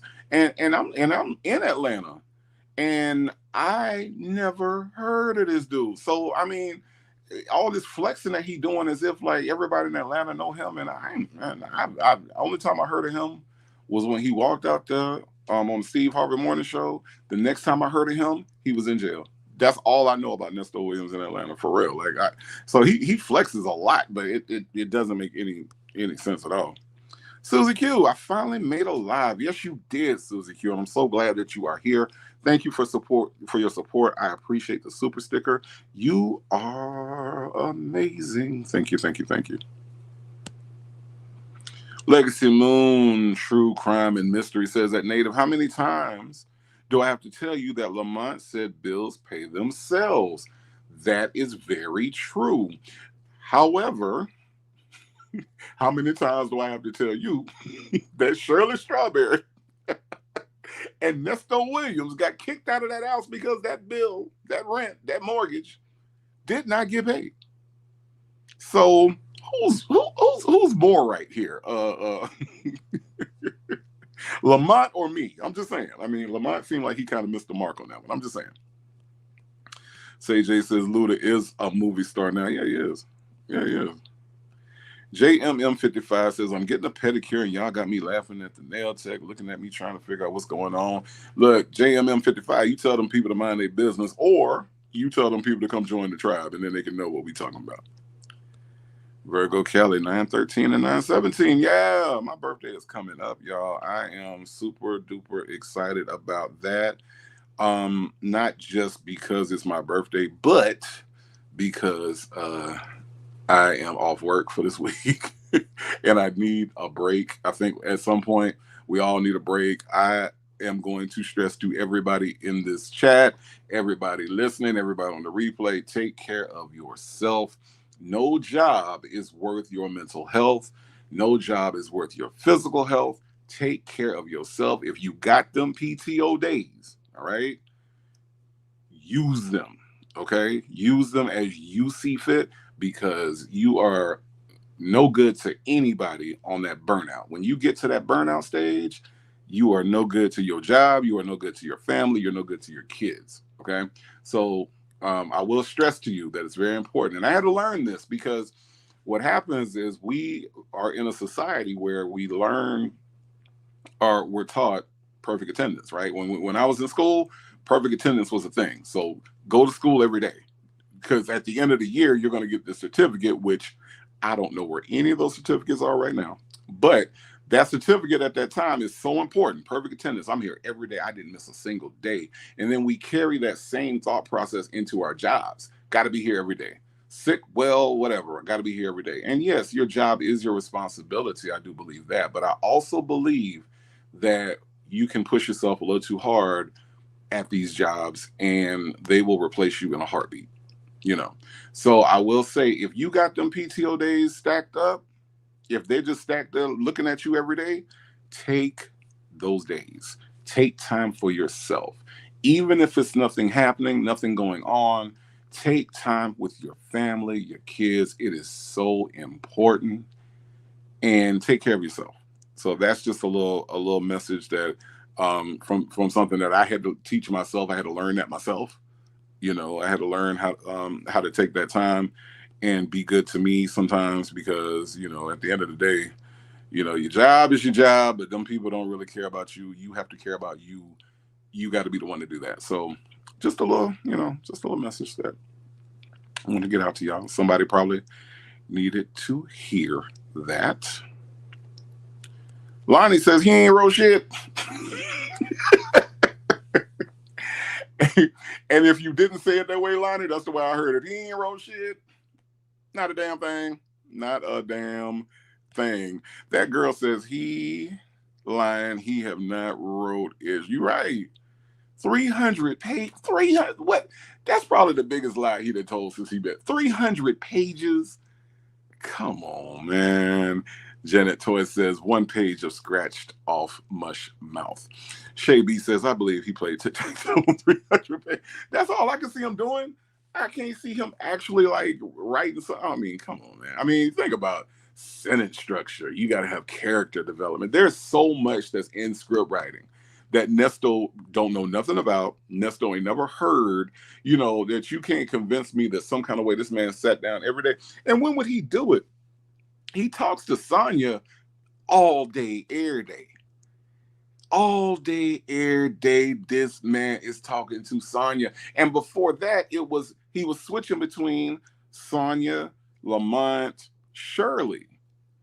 So since he's been in, and we're just talking about Cobb. We're not even talking about the little time he spent over in Fulton. In Cobb County, he ain't had time to write 300 pages because he's on the phone all the time. Or, based on what Shay sent us, 211 pages worth of text. When did he have a chance to write 300 pages? That's all I know. Look, I'm free. I ain't in nobody jail, and I ain't got time to write 300 pages. And here's another little tidbit from the inside, right? When you write scripts, just to let you know, this man is a complete idiot and a liar. When you write scripts, an hour and a half worth of, which is a full length movie, an hour and a half worth of script is only 90 pages. So what did he write that's 300 pages? Like, how long does he expect this movie to be if he wrote 300 pages of a script? If he wrote 300 pages of a book, that's still a lot. Like, a normal book is like 189, 250 pages at the most. But some kind of way we're expecting Nesto Hemingway to have written 300 pages. It's the unnecessary lies for me. It's the unnecessary lies for me. I just don't get it. Ms. HLS says 300 words is probably 3/4 of a page, I guess. Look, South Florida lady says Nesto hasn't even read 300 pages in his lifetime, and I agree wholeheartedly with that. Not at all. Not at all. Shirley Divorce Paper says he don't even have a title page yet, alone a chapter he can't read or write. No, he cannot. Sherry Colette, imagine if he did an audiobook. Sherry Colette, let me tell you the absolute truth. I would absolutely buy that. I would absolutely buy that. I would so wait on Audible to drop that, because it would be nothing but comedy. I ain't gonna lie. I would buy that. I absolutely would. Dimples Wimples says Nesto's book is a coloring book. That's I think he would even have a hard time with that. Yeah. Miss Piggy Braxton, how you doing? I didn't see you sneak in. 365 days times 2 years, 300 pages, 2.43 pages a day, and we all know he ain't doing that. Thank you, Miss Piggy Braxton, for coming through. So good to see you. Janet Toy says maybe he's writing a single. No, he's not. He's not. No, he's not. V. Carter says 300 pages on a tablet or on paper, improbable based on his limited vocabulary and comprehension. Yeah. And again, and go right along with the same comment. He can't even speak sentences. How is this man going to write a script, write anything? I really don't get it. I don't get it, and I don't know why he's selling it and why he expects us to buy that. Jay says Netflix gonna do the geriatric swindler. That way his victims can get paid telling their side of the story. Not Tubi. I like Tubi, but it's got to be on Netflix to play on Tinder Swindler theme. I think that would be an interesting. I think that would be an interesting documentary. I don't think it would be a good movie. Like, first of all, here's the part that I want to ask Nesto so bad. How does it end, bruh? How you wrote a script about your life, or you writing a script when you ain't even been to trial yet? Why would anybody want to pick up or support your movie when the main event of your movie is still going on? Bruh, you finna go to jail for a very long time. Who is sponsoring this movie? And why? What's the point? Susie Q says, we know he loved those long texts, so maybe. No. Thank you for the super chat, Susie Q, but no. No, I mean, there's a lot like, okay, so let me just play devil's advocate. Let's just say that he did write 300 pages, right? 300 pages is a lot for, we all probably can say that even if he did it, it's not formatted, right? There's no formatting and there's no editing. It doesn't matter how well you write, you need an editor. So who's editing this? His bunkmate, his cellmate? Because according to Nesto, he's ready to go right now with this idea. It's done. It's a done deal. He's ready to go with it. So that means that it's been edited, it's been proofread. By who? Who did all this? It's an absolute insult to those of us who actually take writing serious that he actually comes out with this foolishness. So I don't know, Suzy Q. I'm gonna say probably not, and I think by your laughing emojis, you say probably not too. So thank you for the super stick. I do appreciate that. Buckwheat don't have 300 pages in his vocabulary. You better say that. He sure don't. He sure don't. And in the way that even the way that he tells stories. Have you all ever noticed that when Nesto says, "Let me make you laugh," nobody after that has ever laughed? Remember when he told Shirley Strawberry, he said, "Let me make you laugh." Remember when old boy said, "Old boy," he said he had the thing, he really had the thing, and then you gonna find out and then he gonna talk about it. Remember that? And then Shirley Strawberry was like, I'm trying to follow, hun, but yeah, and then old boy said then he gonna come back and then come to find out when he came back and you don't, and then he told you that, and then you gonna say that, and then you found out. And Shirley Strawberry was like, I don't really know. So even the way he orally tells a story is not good and hard to follow. So how am I supposed to believe that some kind of way he wrote these thoughts down and it was a thing? I don't know. We got minding business in here. She got flames in the chat. Mystical says you read some of them in the messages. Those repetitive messages to Sonya. Yeah, he say the same thing like every single time. He really does. JMM55 says 300 pages of mush, shit, and madness. That should be the name of it. I think that's a good working title right there. If you want to support the channel, Dimples Wimples is giving you the Cash App. I do appreciate you all for your support. Thank you, thank you, thank you. Dimples Wimples, Sheila M, thank you, honey. Welcome new members. And yes, Sheila M, you showing out today. Thank you for gifting 5 Native Tribe Urban Media memberships. Thank you, thank you, thank you. I appreciate that so much. Welcome to the new members. Hey, y'all, it's Sunday. We do this every Sunday at 1:30. It's just a little tribe talk. Today we got Strawberry Sundays. And we got Strawberry Sundays. We talking about all things Shirley Strawberry and the Nesto Cinematic Universe with all your favorite characters like Lamont, Sonya, Waller, Durham, Jackson III, who is a zesty little dude, Dre, sometimes, Dion, who's trying to stay safe and support his daddy. All of your favorite characters in the Nesto Cinematic Universe. We are talking about them today, but it is a Strawberry Sunday. So I'm just trying to see if you all can give me a little perspective on Shirley Strawberry. What's she feeling? How's she doing? What do you all think? What would you all be thinking if you all were in Shirley Strawberry's situation? Rain said, that's what's killing me, Native. What kind of damn story is worthy of a damn right. Absolutely.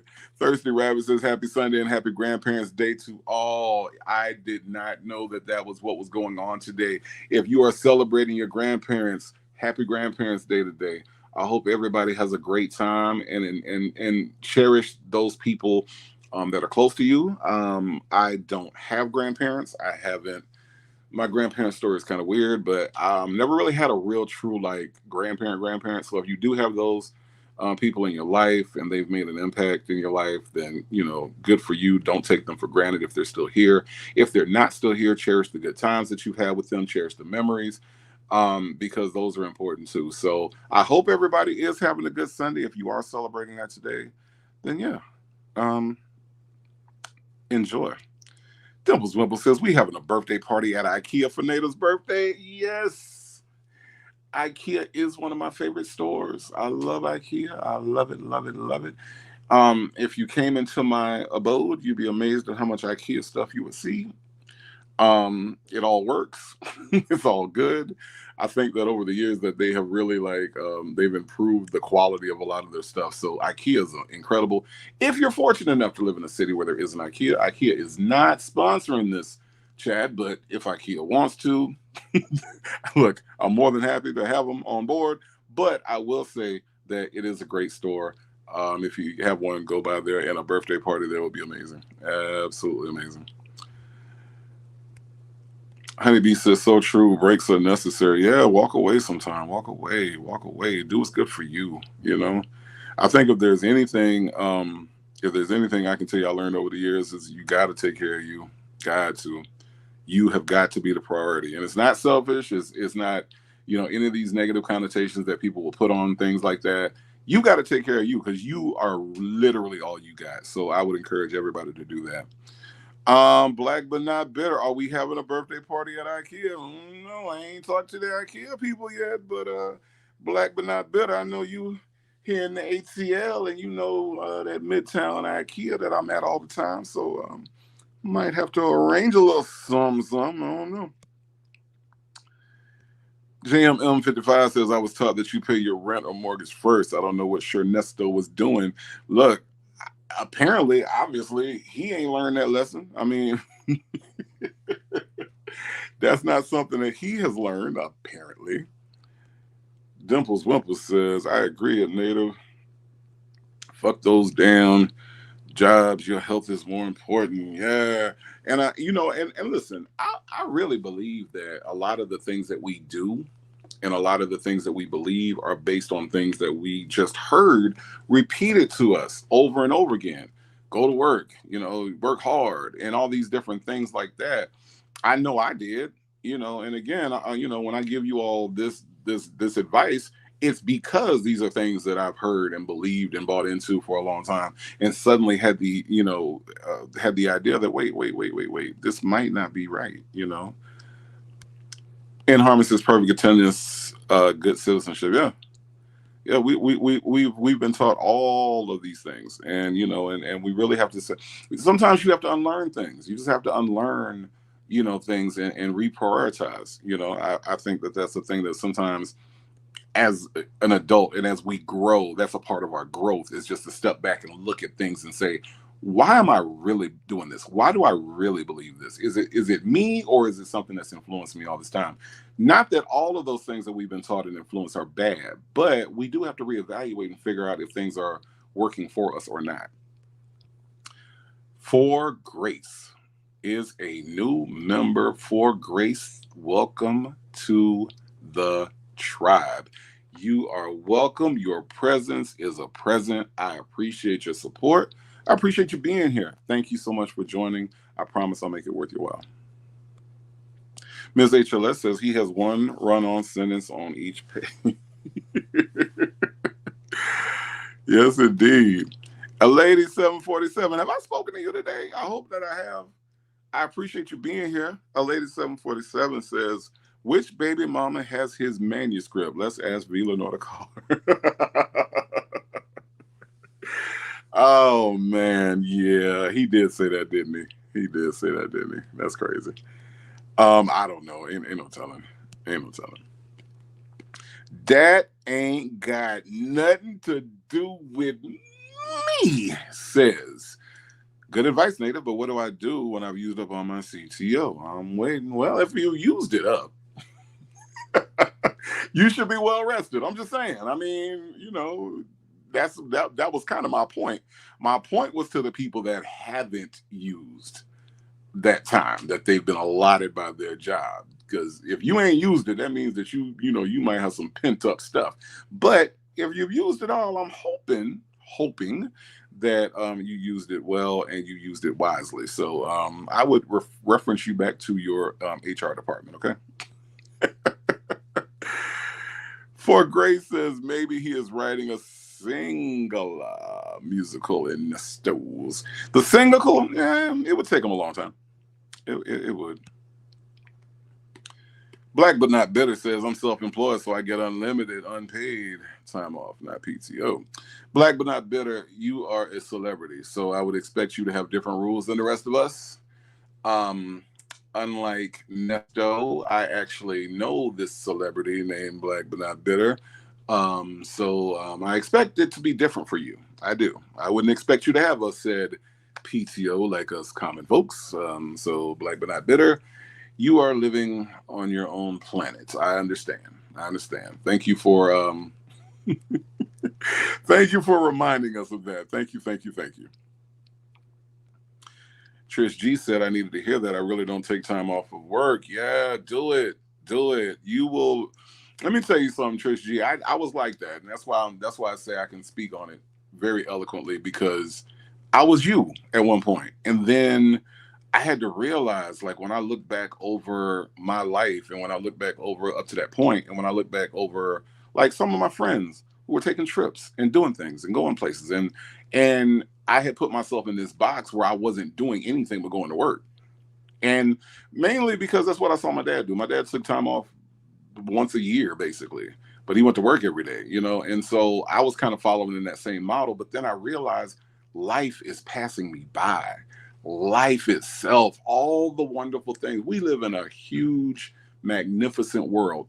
Do not let Sonya tell you that the world is terrible, because that's what she has a tendency to do. Make all this doom and gloom. The world is so bad. The world is beautiful. We live in a beautiful world. It has problems, but at the end of the day, you know, when I go out, like when I get done with this live, I plan on going to the park. I plan on going to Stone Mountain. I plan on taking my camera out and just enjoying outside and realizing that, hey, I could enjoy life a lot more if I took time out for me. You know, the job's going to be there. Take that time off. Use it. They give it to you for a reason. They're not going to make you use it, but if you got it, use it and enjoy life, because when you look back, all you have is the memories. And I don't know anybody that wants to have just memories of work. Like, that's just, it's just not desirable. I don't care what your job is. You need to get away from it every now and then. So Trish G, let me encourage you even further. Schedule that time. Schedule some, even if it's just a day of you just sitting back watching Netflix and reading a book. You don't even have to have great grand plans. Just get to where you're not working on a particular day and you're taking time to do what you want to do. So absolutely, Trish, do that for yourself. Absolutely. Glamour W1 says, not Nesto Hemingway. Yes, Nesto Hemingway. Oh man, Marsha Edwards says he can use your voice for the audio book. I'm not torturing myself like that. Not at all. Jilly May is a bougie, tribing, vibing intellect, and she got flames in the chat. Thank you for coming through, Jilly May. I'm so glad to see you. V. Carter says, where was his motivation to keep writing the script? Real writers struggle to write, edit, rewrite, edit again. Yeah, and that's how you know he's not a real writer. That's how you know that what he's saying is not true, because the process is real, y'all. I mean, I have been writing since I was 16 years old. And to constantly be coming up with ideas, rearrange those ideas, edit those ideas, rewrite. Like, I've had whole stories that I've scrapped because I'm like, I want to add this in and it doesn't make any sense to what I've already written. So I got to go back and redo it. But to sit down and say that from the time that you came in and you just straight wrote 300 pages is absolutely ridiculous. So no, he's not. My Tony 72 say he saw 300 movies in his whole lifetime. Yeah, probably so. All of them probably bad.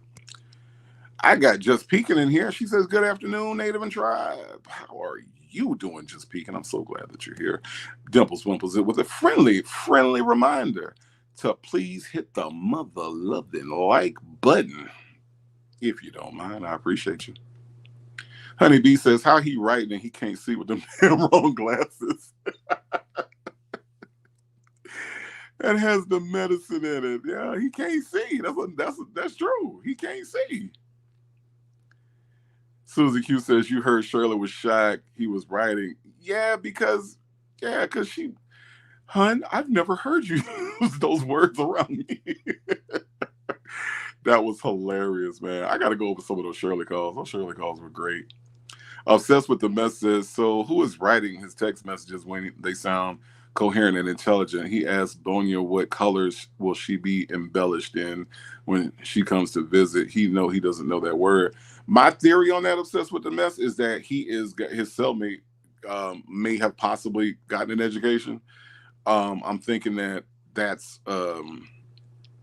may be where he's getting that help from. I don't know. It could be AI, because remember, it's a lot of AI going on out here. That's all, it's a lot of AI.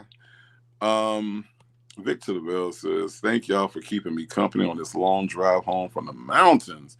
I hope you enjoyed the mountains, Victor DeVille. I hope it was an enjoyable weekend trip up there. I really need to figure out when I'm coming out that way. I really want to go back to California at some point.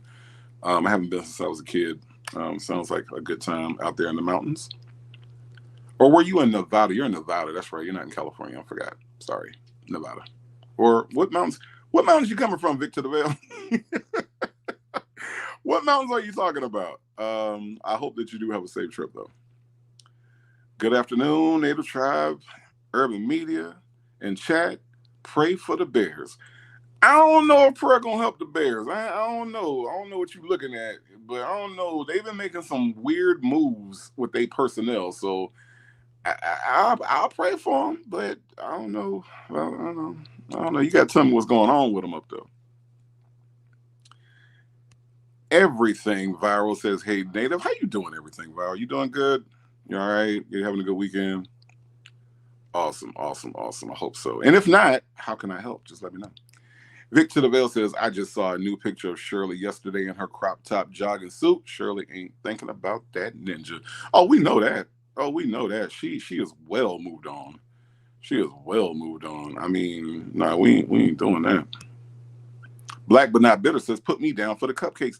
Black But Not Bitter, how you know I like cupcakes? How you know I like cupcakes better than regular cake? I sure do, man. I love me some cupcakes. Publix, man. If you know, you know. If you know, you know.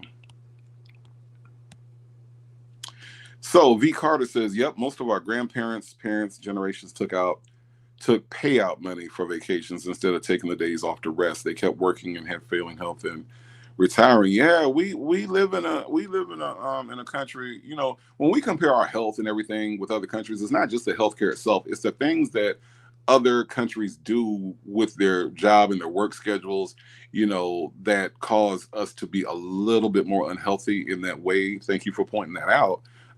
Because if you're constantly working, work causes stress. No matter how much we try to avoid it at work causes stress. And when you are 5 days a week, in some cases 6 or 7 days a week, every week, and you're doing 40 plus hours, 50 plus hours over the course of a few years, when you've been on this job for years and years and years, by the time you get to retirement, think about how much stress you've put on yourself.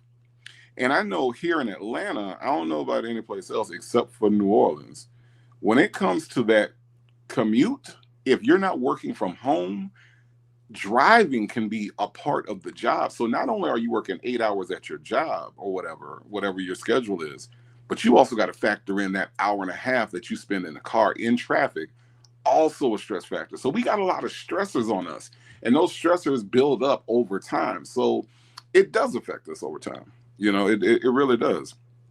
And I think that it's important, again, that we do take that time off. Miss Boogie Down says, I'm in the A. Let me know about that IKEA party. Miss Boogie Down, you going to be the first one to know. You're going to be the first one to know about that. My Reddit says, I feel you, Native. I take pride in using my PTO. Yeah. Take it.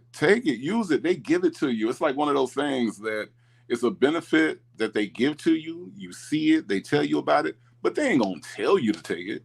Unless it doesn't roll over, they'll give you that friendly reminder at the end of the year, like, oh, yeah, your PTO doesn't roll over, so you might want to use it. They'll tell you that, but by that time, it's the end of the year, and you scramble and try to use it, and it may or may not be available. I'm saying take it, schedule it, You know, do something nice for yourself, because when you come to work, you're doing something nice for them. You know, be more faithful to yourself than you are to that job. You know, as grateful as we are to have that job, you know, don't leave yourself out. Don't sacrifice yourself for them. Vic to the Veil says, I still have 111 hours of PTO left. Vic to the Veil, I'm gonna need you to get on that. It is September, Vic. Come on. 111 hours. Get on that. Get on that. Take more time. Take more time in the mountains. Do whatever you got to do. Black but not bitter says, I would prefer PTO. When I'm not working, I ain't getting paid. Yeah, that's true. That's true. That's true. Maybe you are on the planet with us. Shay B says, ain't nobody taking Sonya advice. I mean, not now. Shoot, Sean Hoover. Look, Sean Hoover then came in and then gave Nesto the speech. He walked in with that tight ass suit on and said, look here, Nesto, you can't be listening to that thing no more, because she done got you to where I can't save you. So at this point, nah, ain't nobody taking Sonya advice. Sonya has given the absolute worst advice. Black but not bitter. Look, maybe I can use you and your husband's influence to get me out to Piedmont Park, because I don't know if you've ever been to Piedmont Park on the weekends, where either they have some kind of festival and the parking is like $100 to get in, or it's like, no, there is no or. That's just it. It's almost impossible for me to park at Piedmont Park. If you can help me with that, Black but not bitter, please let me know how, because I can't. I can't get out there. When I tell you Piedmont Park is the better choice for me and my camera, yeah, I love going out there, and I've taken some amazing pictures. As a matter of fact, I'm gonna post some of those pictures on the community wall. But yeah, it's incredible. But I go to Stone Mountain because I know I can get into Stone Mountain. I can't always get into Piedmont. What I may do though is I may go to the Beltline. That's an option. But Piedmont Park is kind of a pain in the behind. But yeah. I said what I said. Life is what you make it. Yes, so make it good. Make it good. Mississippi Shell in the ATL, thank you so much for coming through. She got flames in the chat. I have not seen you in my chat in a minute. I appreciate you stopping through and hanging out with the tribe. Thank you. Myretta says, Shirley told Nesto he was a good writer. Shirley was trolling Myretta. That's not a real thing. That is not a good thing, a real thing. Let me say it like that. I said what I said Buckwheat is a straight up narcissist. Yeah, he is. He shows it every day. He's shown it over and over again. Vic to the Veil said Lone Mountain, but I live near Black Mountain. Vegas is surrounded by mountains. Okay. All right, cool. Bank Native, are you going to be an ambassador for the ATL when we coverage for the trial? I'm gonna try to be. I mean, I'm here. I'm gonna try to be as close to the action as I possibly can be. Look, I look forward to meeting all of you all that come down to Atlanta for this mess. I really do. I think that over this last year, we have formed some really significant bonds. We have had a lot of fun with this thing, but I think we've also had a lot of serious discussions on the topic, and I think that those discussions are valuable, and I have loved having them with you all, hearing everybody's perspective, because some people have dealt with narcissists before, some people have not. For those that have done it, we have learned a lot about the narcissists and how they think and the things they say. For those that haven't dealt with it, it's like, avoid these people at all costs, and here are the red flags. You know, Shirley might not have seen the red flags, but these phone calls, Shay, and phone calls from prison has really given you all of the red flags that you need to see when it comes to a Nesto, or even for us dudes like a Sonya. You know, I could never ever deal with a Sonya Durham Jackson Jones the third. I couldn't do it. Because she in herself is a narcissist. And you got two narcs that are talking to each other on the phone every day. And we learned a lot. You know, this last year has been growth for a lot of people due to these stupid people talking on the phone. So those bonds have been important. I would love to meet everybody that has the ability, everybody that has the capability to come here. I would love. We got to set something up, man. We got to set something up because that would be nothing but fun. El Cid said, "I leave the house at 5:30 to beat the traffic in Atlanta. The road is mine." Look, that's what you got to do. That is what you got to do. But if you don't start working till 8 o'clock, think about all the extra hours you just put in your day. I mean, that's the crazy part about it is I used to have to do that when I worked in Douglasville, and I was driving from Decatur to Douglasville every day. I was having to wake up so early just to be able to get there, but that adds time. That's time I could have been asleep. But that's what working every day does to you. It adds all those hours and takes away some of that some of your time to be able to have with yourself. But you're right. You do have to do that. You do. Southside Chi-Town says 24 years as a streetwalker in Jub, retired in 2013 to take my time off. Yeah, Kimmy K says, yes, the traffic is a mess in Atlanta. I leave at 5 a.m. just to get to work by 6:30. That's terrible, man. And they're not trying to fix it. That's the thing about it. They're not trying to do anything to make it better. They really are not. Ms. Boogie Down says, I knew you were going to mention Sean's doll baby suits. Why does this man insist on wearing tight ass clothes? Can anybody tell me? I mean, look, I have to be comfortable. I have to be comfortable. And I don't see how in the hell he is comfortable. Suits that fit you are not comfortable. At the end of the day, like, I hate wearing suits. I really do. I hate suits and ties. I really do. So if I wear one, it's because it's required. But to walk around in one that don't even fit you right, absolutely not. We ain't doing that. Pinocchio, the professionalist in checker, says, hey, all. Hey to you. How are you? You know what and who hangs at Piedmont. Look, I just go there for the pictures. All right. I just go there for the pictures. Nola Brown says the New Orleans Saints. Who that? 37. The Panthers 3. Thank God every day I'm not a Falcon. The New Orleans Saints, they're my people, and they're doing it big today. I hope they can keep it up for the rest of the season. Please, please, please. El Cid says, take y'all PTO and go to the trial. Not a bad suggestion, El Cid. I'm not mad at that at all. Come on down. We got Legacy Moon, True Crime and Mysteries. Maybe Nesto has somebody take dictation while he recited his story. I don't really think jail's set up like that. I don't think there's a dictation person available in cell block C. I don't know. Maybe it is. Okay. I mean, I'm just saying. Southside Chi-Town says, I'm coming. Confirm the date. Does it start on the 7th? I will get that confirmation and find out and get back to you. Ms. HLS says, Atlanta is one of the few places that I've been to. I hate to travel. Traveling can be fun, but traveling can also be annoying. It depends on, like, you really have to set up your travel right. Like, if you set it up with the wrong airline or if you set it up with the wrong hotel, traveling can be a pain. But that's the give and the take of it, is that it really depends on, like, a lot of things. That the way that you set it up on the front end depends on the time that you have on the back end. But I get it. I get it. Pinocchio says, maybe the fitted suits make him feel like he back in bed. I'm going to laugh at that later. I'm not going to spend time laughing at that right now. Mixtress Monica, look, you're here. That's all I can ask for. I mean, you're here. Late for the party. I mean, tardy for the party. You can always go back. I'm just saying. Shirley's divorce paper says the Steelers are handing the Falcons right now. Let's go Steelers. Yes, anybody that's beating the Falcons is my favorite team. So I am Team Steelers today. Absolutely. Let's go Steelers, or whatever y'all say.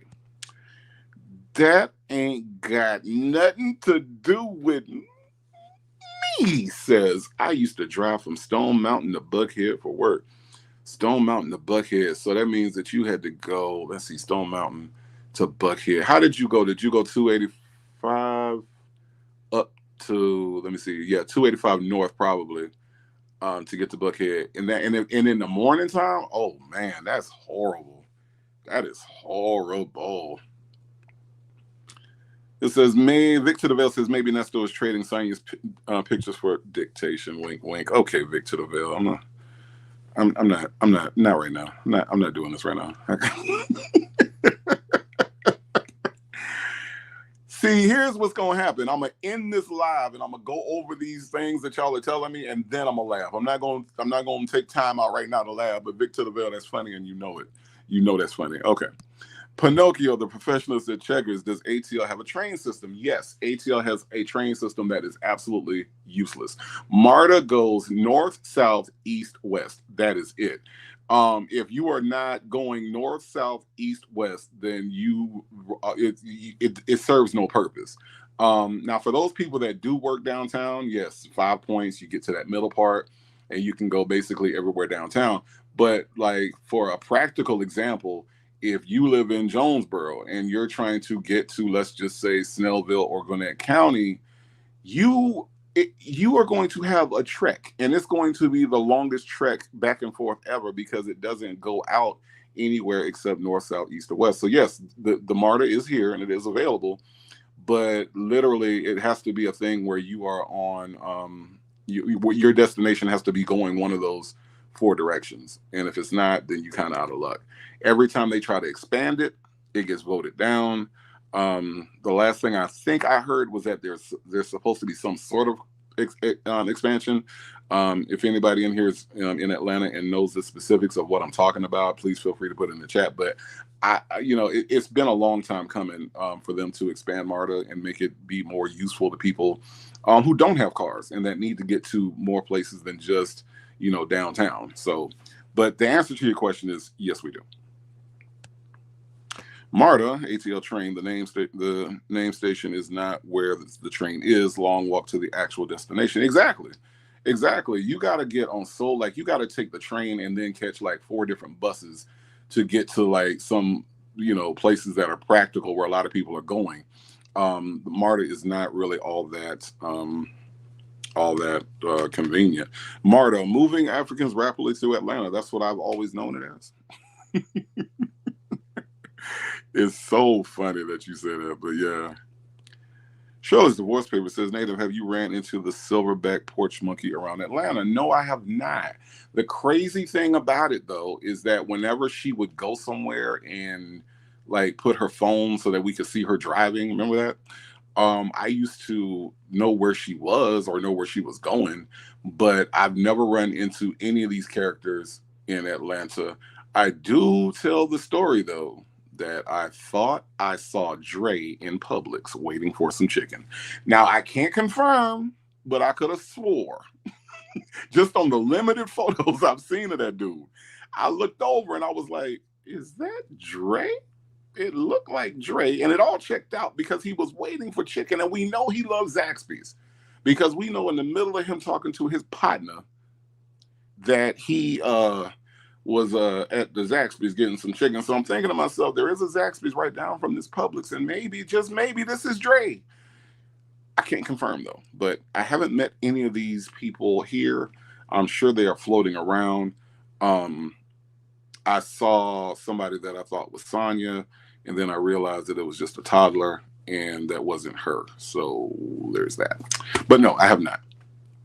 Black but not bitter says MARTA needs to come further north. MARTA needs to just go further. Like, MARTA needs to be more expansive, period. Like, I agree with you, though. It does need to come further north because does it still stop at, I think, northwise, it stops right like past Sandy Springs, like, which isn't far at all. So yeah, I agree. They need to expand that. They definitely do. Please show some love for Native. Yes, this is the way to donate to me through the Cash App. I appreciate everything. I appreciate your support. I really, really do. Shirley's divorce paper says, what was he buying? A 5-piece with fries and large tea? No. I don't know. He was standing there. Like, you know how Publix make you wait for chicken, which is the most shameful thing ever. Publix make you stand there and wait for their chicken. He was just standing there waiting for the chicken, and I could have sworn that was him. Again, can't confirm it, but I could have swore that I saw Dre in Publix waiting for chicken. Black but not bitter says where his shoes rant over. Were his heels crusty? If so, that was Dre. Black but not better. Yes, they were. Yes, it absolutely. Yes, yes. The answer to your question is yes. L. Sid says MARTA shuts down around midnight and not restart until 5 a.m. Can't use them for early morning flights, etc. Yeah, it's weird. Like, that's the other thing about MARTA is that they're like, unlike other trains in other cities, MARTA has this really weird thing that they change up during the day or they close down, and some stations aren't available, and then some stations are limited, and then like you said, they shut down, and if you got to go somewhere early in the morning, you're literally taxi bound. It's weird the way it works, but and I don't know how to get used to it, but I use it occasionally. I use it if I'm going downtown. If I know I'm going downtown, there's something going on. I do not like to drive down there, so I will take a MARTA into downtown and back out. But that's really the most use I've really had for MARTA. It's really something else. V. Carter says Minnesota Governor Walz and the bigger city mayors make sure to allocate budget dollars to expand bus lines, fix roads, expand interstates. Right. And that's the weird thing about it is, you know, it's about how they take care of it and how they maintain it. And do you know how many MARTA trains I've been on that have like broken down in the middle of the ride? Like you have to get out and do that really weird exit thing where you walk along the tracks to get to another station and then get another train because the train broke. It's weird. It's really weird. But they don't really maintain those trains very well either. So that ain't got nothing to do with me, says let's call Dre. Let's call and ask Dre if that was him getting some chicken. I ain't got Dre number. I ain't got Dre number. And if I did, I'd ask him a lot more than that because there's a lot I want to know from Dre besides that. Legacy Moon True Crime and Mystery says, waiting for chicken. Does Publix cook its chicken fresh as you order it? So it's a weird thing, right? They cook their chicken and then they put it in these little boxes and then they put all the boxes out. But if there's like a rush and like a lot of people come in and grab all the boxes, you are literally standing there. You and about 15 other people are standing there just in the middle of Publix waiting for the new chicken to come out.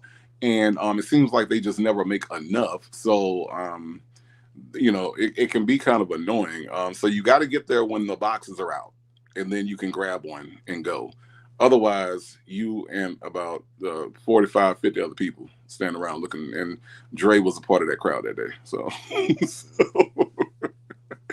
so yeah. Elsa said, I would ask Dre about cracking his toilet. How, my brother?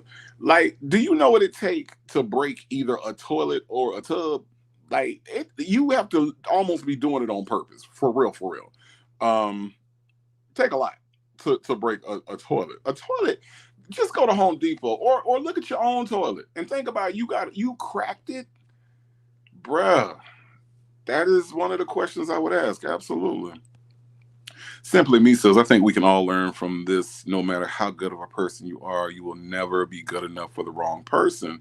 You are correct, Simply Me. And I have learned that in my own personal life and the relationships that I've been in. You know, I consider myself a good guy, but you know, when you're with somebody that looks past that or doesn't appreciate that, it all falls on deaf ears, so it doesn't really matter. Vic to the Fail said, just like a real Negro establishment, always waiting, but the wait ain't worth it. I don't know. Public chicken do kind of be worth it. I ain't gonna lie. Like, that chicken be good, but I refuse sometimes when I see the line and I see that they ain't made enough chicken. I'm like, this is just disrespectful. You know how much, you know, at 7:00 that people are fixing dinner or trying to get something for dinner. You know this. So why are you pretending like you don't get that people are coming for the chicken? I don't know. I ain't their boss. I just know it don't make sense. Pinocchio says, what kind of chicken are they serving? Is this that Boondocks chicken? You can say that. I mean, if you wanted to compare it to something. That episode of the Boondocks where they had the chicken, yeah, it's something like that. It's something like that. Look, y'all,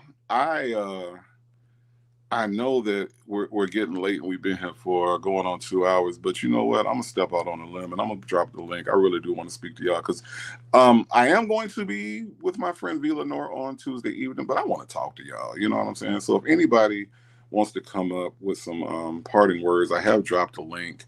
Again, you know, as much as I like talking and I like talking to y'all, I like talking to y'all. So if anybody wants to come up, we can definitely have some parting words. But that's really all I got for y'all today. Miss Boogie Down says, coming from New York, I am used to public transportation. However, I have never been on the MARTA line. Heard nightmare stories about it. I am in the Powder Springs area and have never been um, close enough anyway. Yeah, and I think like that's part of the nightmare stories is that when I worked I was working in let me see, what was that? Off of Ronald Reagan in Norcross, right? I was living in Marietta. If anybody knows the area, at the time I didn't have a car. So getting to work from Marietta, Georgia to Norcross, Georgia, and back every day, if you know anything about the area, you know what I was going through. It was an absolute nightmare. So, I mean, you're right. And living in Powder Springs, yeah, you're not close enough, which to me is ridiculous. You should be able to have access to public transportation to get you wherever you need to go. That's the point of it, right? So, so that's the thing. Jackson Tabasco says, don't be shy, call in. Yeah, call in. I want to talk to y'all. El Cid. Leo Lady says, hi, King Native. Mr. Live, we'll check out the replay. It's all good.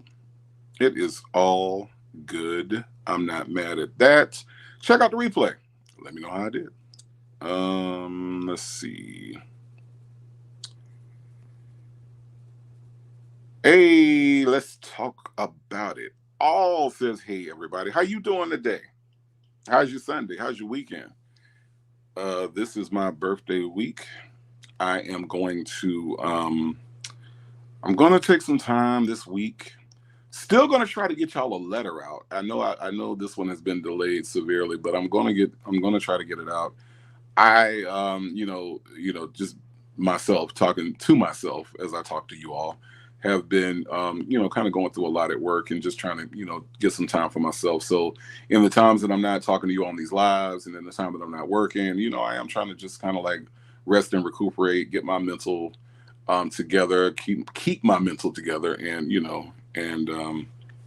but I appreciate your patience. I am going to work on that. But this week, definitely going to take some time to breathe, some time to relax. Absolutely. Coming to the stage, I got Vicky. Hi. Hey, Vicky, how you doing? I'm doing well. How are you? How's the drive? Oh, it's fine. I want to talk about the public transportation thing. I know all about that. They built Vegas out on a grid, like how they built Vegas out. It was designed properly, but then as it expanded, Hmm. it's so sloppy. And the bus lines, they like in the past 10, maybe 10, actually less than that, maybe 5 years, they put in more bus lines for a city that hustles and bustles this much. Hmm. It's horrible. Like my commute before lockdown um, was 5 hours essentially, because it was more time getting home. Because if they build the buses in Canada, they don't, but they're not equipped to deal with the 110 plus degree heat. So they break Mm. down. They break down in the summertime. So the bus driver will literally just say everybody off, and we just have to sit there and wait. If you're lucky, you're on a bus line at where the next bus is coming in 15 minutes, or you just might wait there for a couple hours, and Mm. you might have to just walk. I had to walk a mile to get to the to the bus stop to take me to work.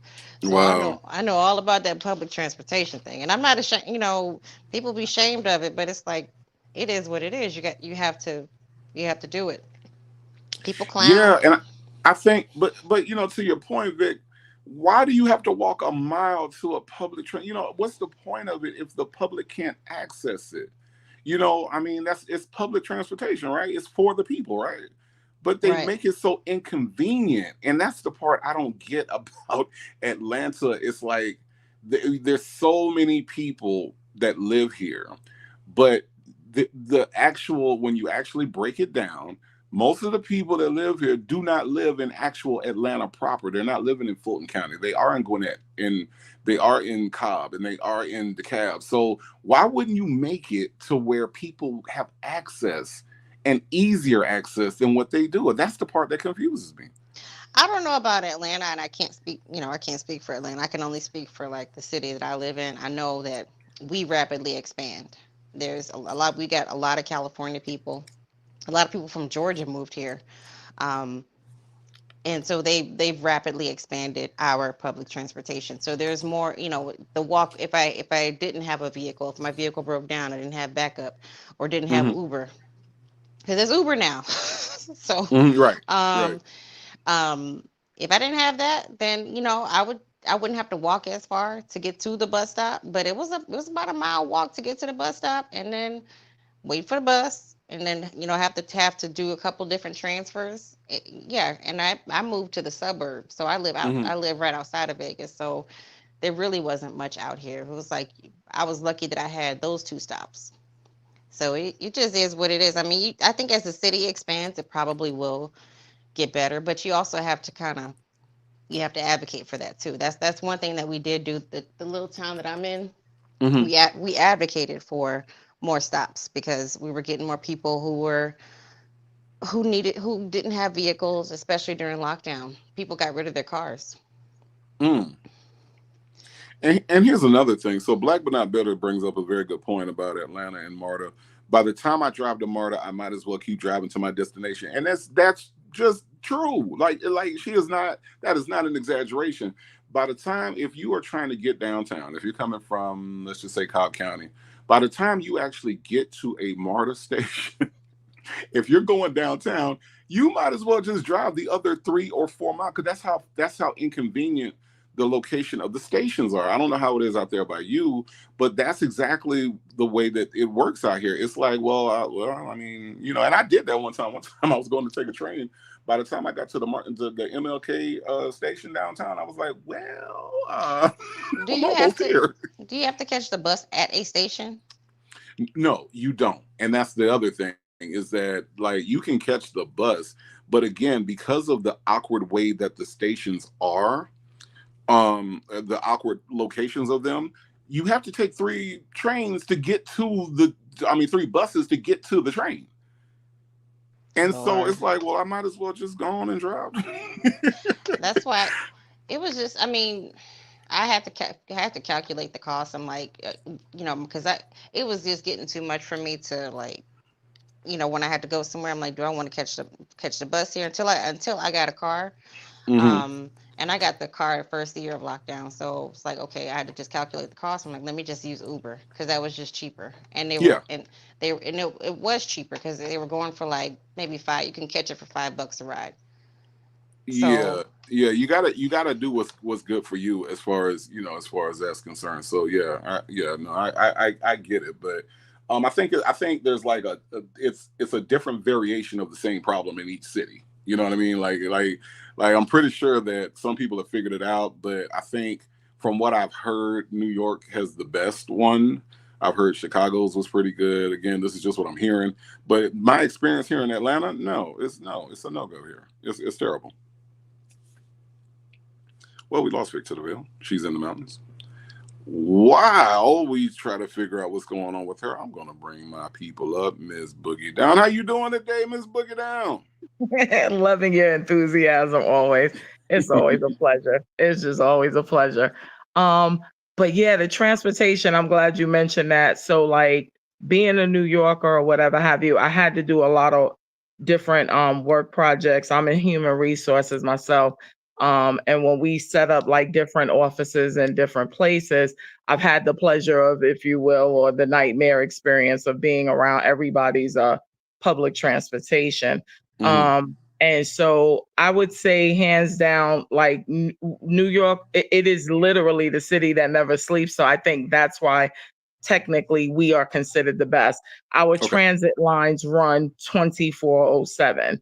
Right. We do have our, what I would call y'all, the MARTA lines out here. Like we call that the Metro North lines.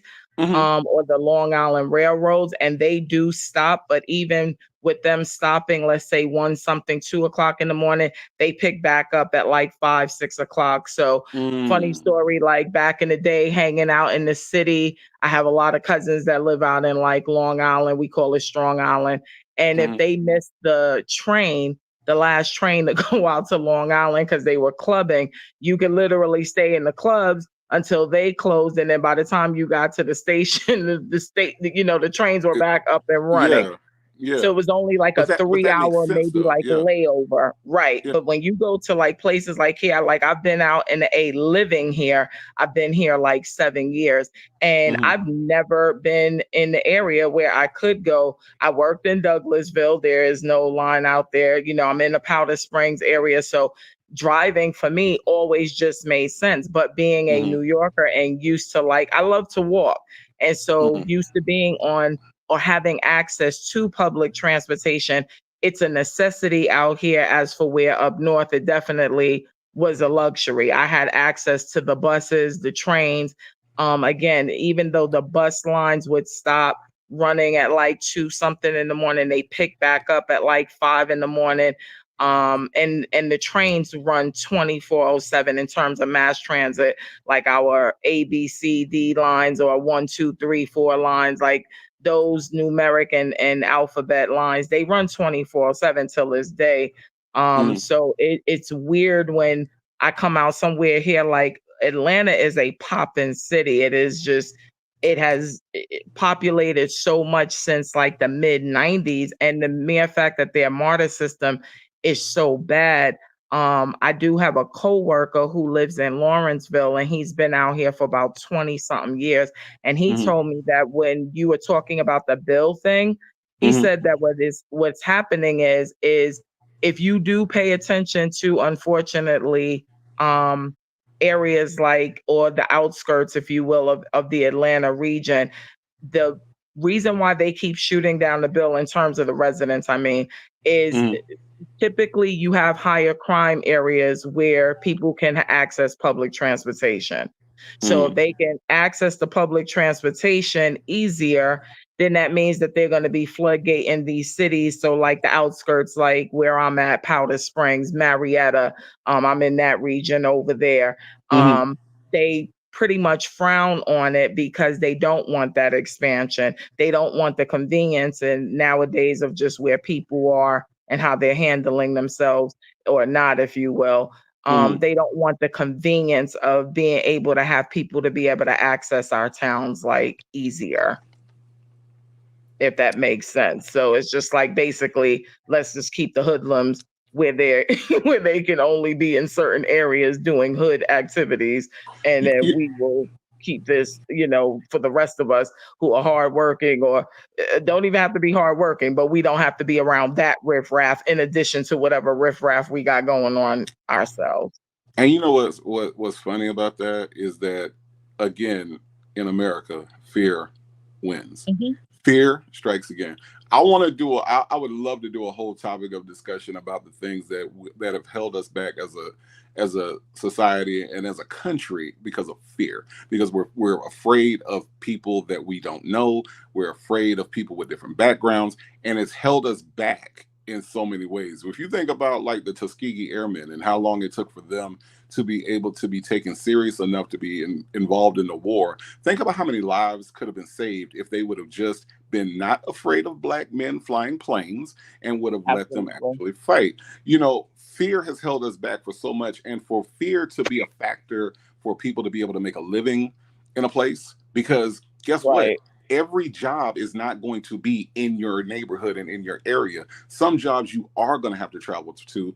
And think about how many more people could be employed if there was a competent public transportation system to get them to where the jobs actually are. Absolutely. Yep, I agree with you. That's so on point.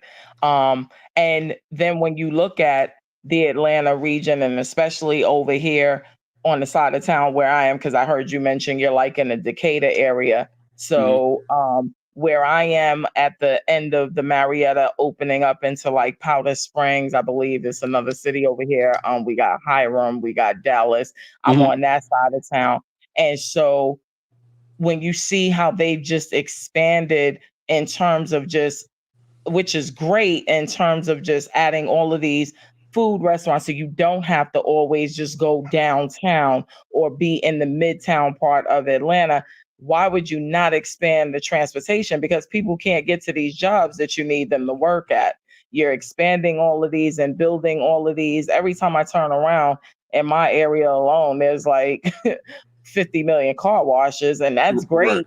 You know what I mean? I don't know how damn clean you want your car, but and somebody like me who owns a home, well, I, pretty much wash my own daggone car, but I'll go and patronize and get a nice little wax job just to take off of not having to do it physically or manually myself. But when you build all of these different things and then you don't have the means for people to get here, there is literally probably within a 7-mile circumference around me, and that's 7 miles around me of the town of where I am in Powder Springs. There is literally no mass transportation. You Mm. will not see a bus stop. You will not see any. I've literally done this drive. Now, my brother has been in Georgia since 2004. So this is literally coming up on his 20th year. He came in like October, November of 2004. And he was in Sandy Springs. And Mhm. how I got into the Powder Springs area was because of him, because then when he got remarried and he moved up in this area, when I would come to visit, this was the area that I knew. I Mhm. always said if I could do it over again, Mhm. I would have definitely put myself in a different area because of the fact that I miss having that mass transit. I hate the fact that I have to have a vehicle, for me and myself and my family to get around. Like we have to have vehicles here. Like there's no public transportation option. Yeah, yeah, and I'm actually in Gwinnett, and Gwinnett has the worst public transportation I've ever seen. It's terrible. I can't imagine anybody living in a situation with a worse public transportation than Gwinnett County. I do want to move back to Decatur because Decatur was probably the most convenient, and if I had to say that. Um, as far as what you're talking about, being able to live somewhere where you're close to public transportation, Decatur, out of everywhere I've been to here, is probably going to be the best as far as having Gotcha. access to MARTA and having access to trains and buses. So, but no, I get it, and I appreciate you coming up here, Miss Boogie Down. You know how much I love talking to you. Do you realize how much I love when you come I up? think Thank you we so much. share that in common. We love talking or whatever have you, Yes, right? So, and it's yes, nice to have good conversation with somebody who has a fraction of good sense, because I can be crazy sometimes, but I like to have my good sense side make appearances when I'm having these conversations, because it's like, yeah, like people don't talk about things like this. And you were talking about taking that PTO time and stuff like that. And that's important too. Like, I did a study being in human resources mm, back prior to being in human resources. I had did a study in college, and back in the mid 90s, we were actually the worst country when it came to using up our personal time. I right. then, just for kicks and giggles, maybe like about a decade ago, I did another study just for self knowledge, and we're still there. And Mm-hmm. I'm like, wow, like everybody looks to us as being like, even in the Black community, right? I have Caribbean descent, and they Mm-hmm. kind of look at us Americans as being the privileged ones, right? We're the lazy ones. It cracks me up. But I'm like, yeah, but countrywide, in the world, we are actually the country who works the most. We do not take enough self-care time. And people like always look at it as selfish. No, it's actually self-care. And it's that taking that time, like you said, it doesn't have to be anything. I do a lot of staycations. I may not financially have the money, or if I do, I may not want to spend it going anywhere, but just having that time where I can go. And I love to be around bodies of water. And I got friends out in like the Jacksonville area. So I'll take that drive just so that we can go by the beach or whatever have you. Or I'll let folks know, yeah, I'm in town, and they're like, oh, why you didn't say anything? I just needed to like do that drive. And I just wanted to just like explore nature and stuff like that. And it's a beautiful drive coming from Georgia, going into Florida. Coming back into Georgia, not so much, but going into Florida, it's so scenic, and just the trees and everything, and just driving over the bodies of water. Like it's very calming. It's very soothing. But that PTO time is very important. And I'm glad you mentioned that. Like, it's conversations like this that we don't have, and talking about self-hatred and complexions and good hair versus bad hair and what that means to you and stuff like that. We need to be able to have these types of dialogues intelligently, and just know I'm not by myself. I'm not crazy. Like, this is weird, or this is strange, or and then it's nice to have the little comical entertainment value that Mr. Ernesto and friends provide us as well. You know what I mean? It is the Nesto Cinematic Universe. Okay, it is the Nesto Cinematic Universe. We got our own Thanos. We got our own Iron Man. We got we got all the characters. We got them all. We truly trust me. Look, I'm gonna bring up Shirley's divorce papers because I have to know. You. Listen, I gotta know what Shirley's divorce papers got to say. You and me both. But I thank you for the few minutes or whatever. I'm sure I'll be speaking to you, and I'm definitely serious about that. I want to know about that IKEA party. I have not been to an IKEA out here. Look, so. let me get with the IKEA people, and then we'll meet back up. No doubt. Have a great rest of your Sunday, hon. Hey, take you care. Too. Thank you. Oh, you are a legend, Shirley's divorce papers. Hey, Native. Hey, Tribe. How are you, Janetta? I'm so glad you came back. I'm gonna get with you. I'm gonna have this little discussion with Shirley's divorce papers. Don't go nowhere because I know you disappeared before. I'm gonna get you. Shirley's divorce papers. Yay. What you got to say? Well, let me talk about my little dusty husband that won't divorce me. Mm-hmm. The divorce means on papers, on them papers. I don't want you no more. No more. Come on now. You just need to sign the papers. Put me out my misery, okay? What is the deal? What is going on? I don't know. Why can't you get delivered to this man? You know what? I think the little Sonya Durham, Waller, Jackson, the third, the rest of the dusty dude. All them names you gave up. I think she, telling him, you ain't gotta sign it. She probably in there so her. You never know. And you make sure you get that alimony from her. She just wants some money from me. I believe that's what it is. But I don't understand. Like, I don't understand how. Like, he talks so, like, you remember on Baby Boy when Snoop Dogg said to Tyrese, "You talk real tough on the phone, nephew." Yeah, he talk real tough on the phone, don't he? Yeah, but it's over with. See, them people gonna come back and they gonna want my apology and they gonna do, But yet you won't sign the papers. You won't sign the papers because you treat her like shit. But you want her to stay married until you, Gabby, shut up. And nobody talking to you. Get out. You want her, you don't want to sign the lady papers and set her free. But you talk all this shit about her.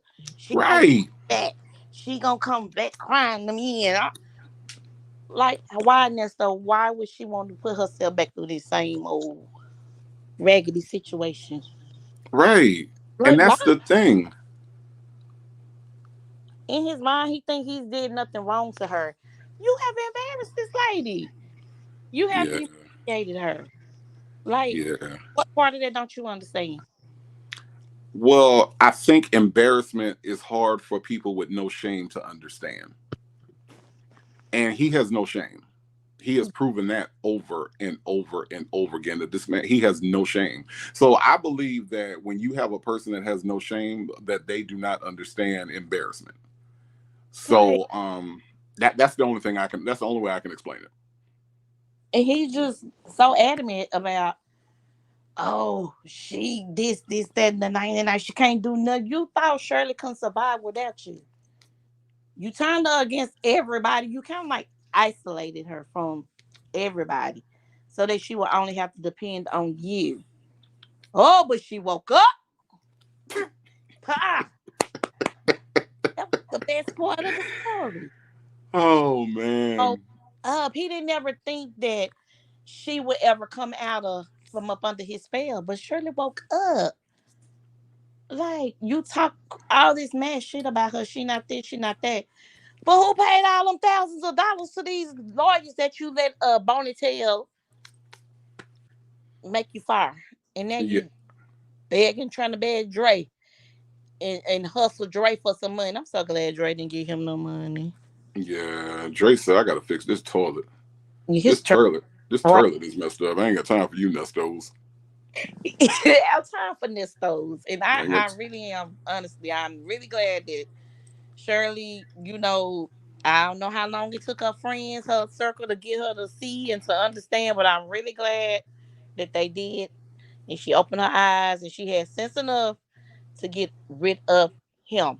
Where he right. won't but he won't let her. But I'm Right. glad she, is not, oh, I'm sorry, Shirley. You know I didn't mean that, Shirley. Like she told him he was coming with his little come to Jesus little text message. Mm-hmm. I have no money. I have no, that is the best response. That was the best one. I have no money.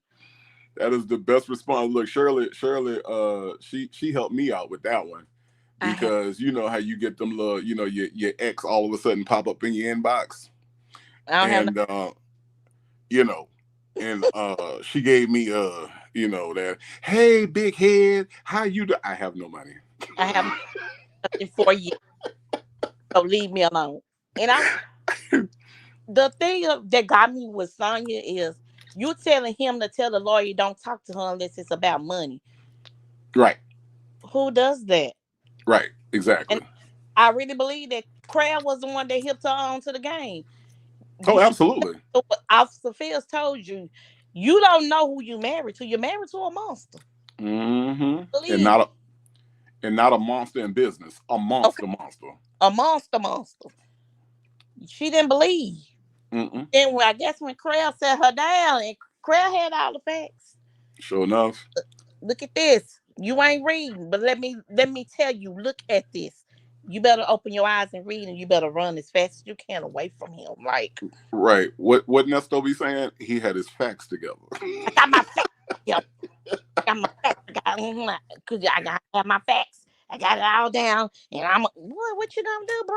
You still 2 years in the game. You still in jail. Right. That was coming. You didn't believe, so hey. Look, Shirley's divorce papers. I appreciate you coming in and I'm giving us the gone. insights. I appreciate your insights. I'm gonna bring I, Janetta I, up here. Janetta has been trying to get up here. Yay! Bye, y'all. Thank you, Shirley's divorce papers. Have a good Sunday and a good rest of the week. All right. You too. Bye. Bye. Hi. Now we got Janetta. Janetta, what's going on with you? Oh, nothing. I just wanted to. I know I agree with what you said about Nisso not being interesting enough for a movie. So I was joking about that and the characters that will play him. But I was wondering if you thought about doing skits like similar to what Country Wayne does, maybe little short skits, making fun of Nisso. I would love to see that. So, look, let me tell you, Janetta. All right. Let me tell you. My plate is full, but you know what? If I can figure out a way, I have been racking my brain for the last couple of weeks on how to get it done. Because trust me when I tell you, I want to do it. I do want to do it. I got a couple different ideas that I'm going to test out, and I'm going to see if I can pull it off. And if I can pull it off, I absolutely will, because there is no more comedy gold than Ernest Williams. I ain't gonna lie. I don't know how you feel about it, but this man is comedy gold. Now, whether he's trying to be, or whether it's on purpose, or whether it's a ploy, I don't know, and I don't care. Here's what I know. Ernesto Williams is comedy gold. I'm gonna find that call with the Connect Network, because when that call came out, that's when I really thought. I thought, is this a skit? Y'all can't be serious right now. This man did not spell connect Conncit. I know I did not hear that. Janetta, it's comedy gold. Hilarious. It's comedy gold. It really is. I mean, I mean, he's an idiot. Oh, but I wanted to quickly piggyback off of what Shirley's divorce papers said about him keeping Shirley isolated. mm-hmm. I used to work with domestic violence victims, and I do appreciate the video you made with Lamont and address domestic violence. But I'm kind of thinking that he domestic violence is not just putting your hands on someone; it's emotional, it's financial abuse. I'm starting to think it was some DV in that aspect when it pertains to Shirley. I do, because she was isolated and was only surrounded with his people, Lamont and the Dion's, so he could control her thinking, and he poisoned her mind against all her child, and her close friends. Everyone was so bad. And then it was with the issue that you brought up with her dialing the 9-digit number, even though she knew better. I believe Mm-hmm. there's potentially some DV there. And I said that, that was like I said, I looked at that call as a dichotomy of their entire relationship.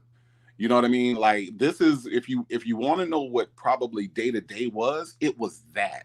It was, I'm gonna go against my common sense. I'm gonna go against what I know to be right, the right thing, and I'm going to try to appease this man who I know is a man baby, okay? Who I Mm. know cannot think straight, can't talk, but I'm gonna dial this 9-digit number to appease him. That, to me, when I look at it in a holistic sense, is their entire relationship. It's got to be, right. Yes, he controlled the whole relationship. He had control over her even. So I really think, I didn't think about it at first, because when I first started listening to the phone call, I was so mad at Shirley, especially when she was talking about her daughter. Mm-hmm. But now that I think about it over time, I do think it's some DV there, because I've seen it with, my clients, former clients that I worked with. They, not all of them were, had hands put on them. They were controlled mentally. They were separated from family and friends and the people that cared about them, so they could basically control their life. So DV is really about control. And Mm-hmm. it's Shirley, from her story, she's been in DV situations before, and they tend to repeat the same pattern, and they Mm-hmm. find themselves with these same types of men. And so Nesto, because he didn't put hands on her, she probably felt like, oh, this is a better situation. But I still believe it was, it was DV there. And in the way he speaks he talks about her, he really doesn't like her. He, in one of the phone calls, he calls her the old people, the other Mm-hmm. old people. Because she's 10 years older than he is, and he's disgusting. So let me ask you this, Janetta. Do you think that there would be value in having this as a broader topic? Like, if we just had a conversation about DV and the many forms of it, and how to recognize it, do you think that there will be value in that conversation? There's always value in it, where they can go for resources. Yeah, it's definitely value in it for sure. Because a Okay. lot of cases they're entitled to. I was a staff attorney for YWCA, so we Mm-hmm. provided free legal services, free Okay. divorces. There's shelters, so they have those in multiple cities. So yeah, people don't know the resources out there. They'll help relocate the victims to different, to new housing and things like that. So yeah, yeah, So it'll let's be very so valuable. so let's do it. And I want to, and when we do it, I want to bring you up as sort of like, my expert on this situation, and being able to kind of point people in those directions to where they can get help. Because I think, like, so because I was the only boy, right? So I had two older sisters. I had my mom and then my dad, of course. But growing up with my mom and my sisters, and just seeing the things, not my mom, because my dad would never, but just seeing the things that my sisters went through with the men that they were dating, and then with my other sister, the man that she married, just seeing that from my perspective, kind of gave me a little bit of an insight as far as like how hard it is to get out of those situations, because I think sometimes we can oversimplify it and just say just leave. And in some situations, and in most situations, it's not that simple. More So dangerous when they leave. right, exactly. And I think, and my sister kind of went through that too. So, you know, a little, you know, the stalking and, you know, sitting outside, you know, you trying to, you moved on to the next guy, and then you got your ex-husband sitting outside your apartment, you know, that kind of thing is what she went through. So I think like it's important to me, and I find value in having those conversations, because you never know. Like, I know I'm not the biggest YouTuber, but at the same time, I never know who my content is going to reach, you know, with shares and people listening and people in the bushes or whatever. So you never know what people are going through.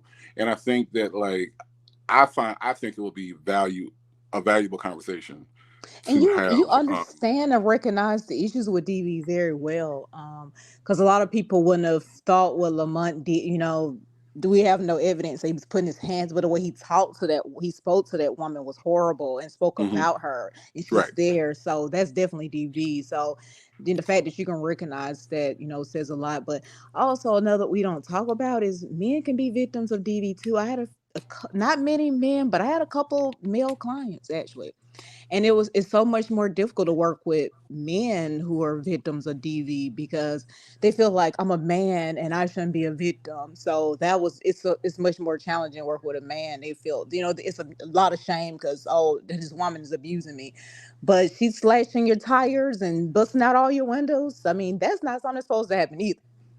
So it's just not anything that should happen, male or female. Yeah, it's just, I mean, DV is DV. You know what I mean? Like it Exactly. just is what it is. And I think that there are some men that are with, you know, that pride, that pride. And I don't know if I should break that into a whole separate topic, because our pride keeps us from a lot of things. It keeps us from getting a lot of help. We're trying to get over the pride of just admitting that mentally you need help. Mentally you need a break. Mentally you're going through a lot, and we as black men in this country go through a lot more stressors when it comes to the police, when it comes to racism, the things that the effects of racism on jobs, the effects of racism, in the justice system. We go through a lot, and it would be ridiculous to say, hey, I don't need help getting through those things in my mind. You know what I mean? Like that's asinine. And I think that our pride keeps us from that. There's a stigma in our community about mental health, and I think that we're getting better, but I still don't think we're there. No, we have a long way to go when it comes to addressing mental health. Because especially people that are very churchy. Oh, you don't need, just go pray, and What they say, I I'm too mean, blessed to be stressed. yes, and God put the psychologists and therapists here for a reason, and the Right. pastors. I mean, talk to someone, but yeah, a lot of it, can be mental, but maybe it's something mental that's causing them to want to control another human being. And then there's the women and the men. Yeah, it's just I don't do that kind of work anymore, but I definitely can still speak on. I stopped doing it a couple of years ago. It was a lot. So it was, but So, it was fun locking those jokers up. I'm not gonna lie about that. I would go and get them shoot. locked up, arrange their little trip to jail, and then go look on the website and see Yeah. them in their little mud shots, and Yeah. that was fun. Yeah. Yeah. And I think, and listen, I look at my analytics. Okay. I'm not blind to the numbers and the facts that YouTube give me about my audience. YouTube told me that my audience is 96.4% women. Oh. So that being the case, me being a guy, I feel like from my perspective and the things that I've seen and the things that I want to talk about these things behind the male voice, because I feel like women talk about it all the time, but I feel like, it's important that we do have some guy voices behind this. Like I said, I'm not the biggest YouTuber, but at the same time, I am a guy, and I do want to be able to help my audience. Well, The you'll purpose. definitely grow. Yeah, definitely, definitely. Well, I mean, I feel like that, but I'm just saying, like at this moment, you know what I mean? I'm not, I'm not there yet, but at the same time, I do. If my audience is 96% women, and this is an issue that affects women, I want to be able to help my audience to be better. I want to be able to not just entertain, but I also, if there's healing that needs to happen, if there is education that needs to happen, if there are topics that we as men are not talking about, I want to be able to bring those out and bring those to the table. And I would be more than honored if you would help me with that conversation. That'd be amazing. So Oh yeah. we would definitely set that up. Okay, yeah, just let me know. I can send my email, or I'm on here all the time anyway, so you Okay. know, just let me know. I'm always whenever I get, or if I'm not here live, I catch the replays, so I'm Yeah. always watching. So yeah, I've My been catching replays. my email is on the community is on my community wall, I think. So so we will yeah, so I'll you can hit me up or whatever. I can hit you up and we'll get that set up, and then I will make the announcement as far as when we'll have that conversation. But I do think it's an important conversation to have. Janetta, I appreciate you coming up today. Thank you so much for your Hi, thank presence, and I you. appreciate your support. No, no problem. I'm looking forward to seeing those skits too. But y'all have a good afternoon. Absolutely, Janetta. Thank you so much. Hey, y'all. We've been here for a little while. It's Grandparents' Day. I did not know that. But if you are spending time with your grandparents, if you have those people in your life, cherish them, spend time with them, enjoy them. I don't have that. But if you do, you are definitely blessed. Thank you all for coming through. I always appreciate your support. This isn't just lip service. This isn't just me saying that. You all have no idea how much you all bless me. You all have no idea how much your presence and your support has blessed me from day one. Like, you all have been day one supporters of me, even before I was monetized, even before all of those things, man. You all have definitely been just such a blessing and such a support system for me. And just getting here and knowing that you all got my back, that you all come through, and with your super chats now and with your comments, and I read all of them. I might not be able to get a chance to reply to all of them, but I read all of them. They mean the world to me. And I never thought I would be here a year ago yesterday. I mean, a year ago last year, 2023 September. I would never have thought I'd be doing lives and talking to you all. So it is definitely something that I don't take for granted. So this is why I always always try to express to you all how thankful I am, because this is a journey and you all are on it with me, and I could not be more grateful for that. So with that being said, thank you all for coming through. Thank you all for your flames in the chat. Like Jackson Tabasco said, thank you all for supporting this channel. I appreciate you. I really do. Remember that no matter what anybody tells you, you are beautiful, you are loved, and you are blessed. And nobody can do anything about that. I appreciate you all spending this time with me. We will meet up at V. Lenore's house on Tuesday. I might have something for you on Monday. I got to see how my schedule. Monday's going to be kind of packed, but if I do not jump on here, we'll meet at V. Lenore's house on Tuesday. We will read some of Nesto and Sonia's text messages, as poorly worded as they are, and we're going to have a good time. So for everybody with the birthday wishes, with the super chats, thank you all for all the new members, all the member gifts that were given out today. I appreciate all of you. And man, y'all have a good week, and I will see you all on Tuesday night at 8 o'clock. Thank you all. Have a good one.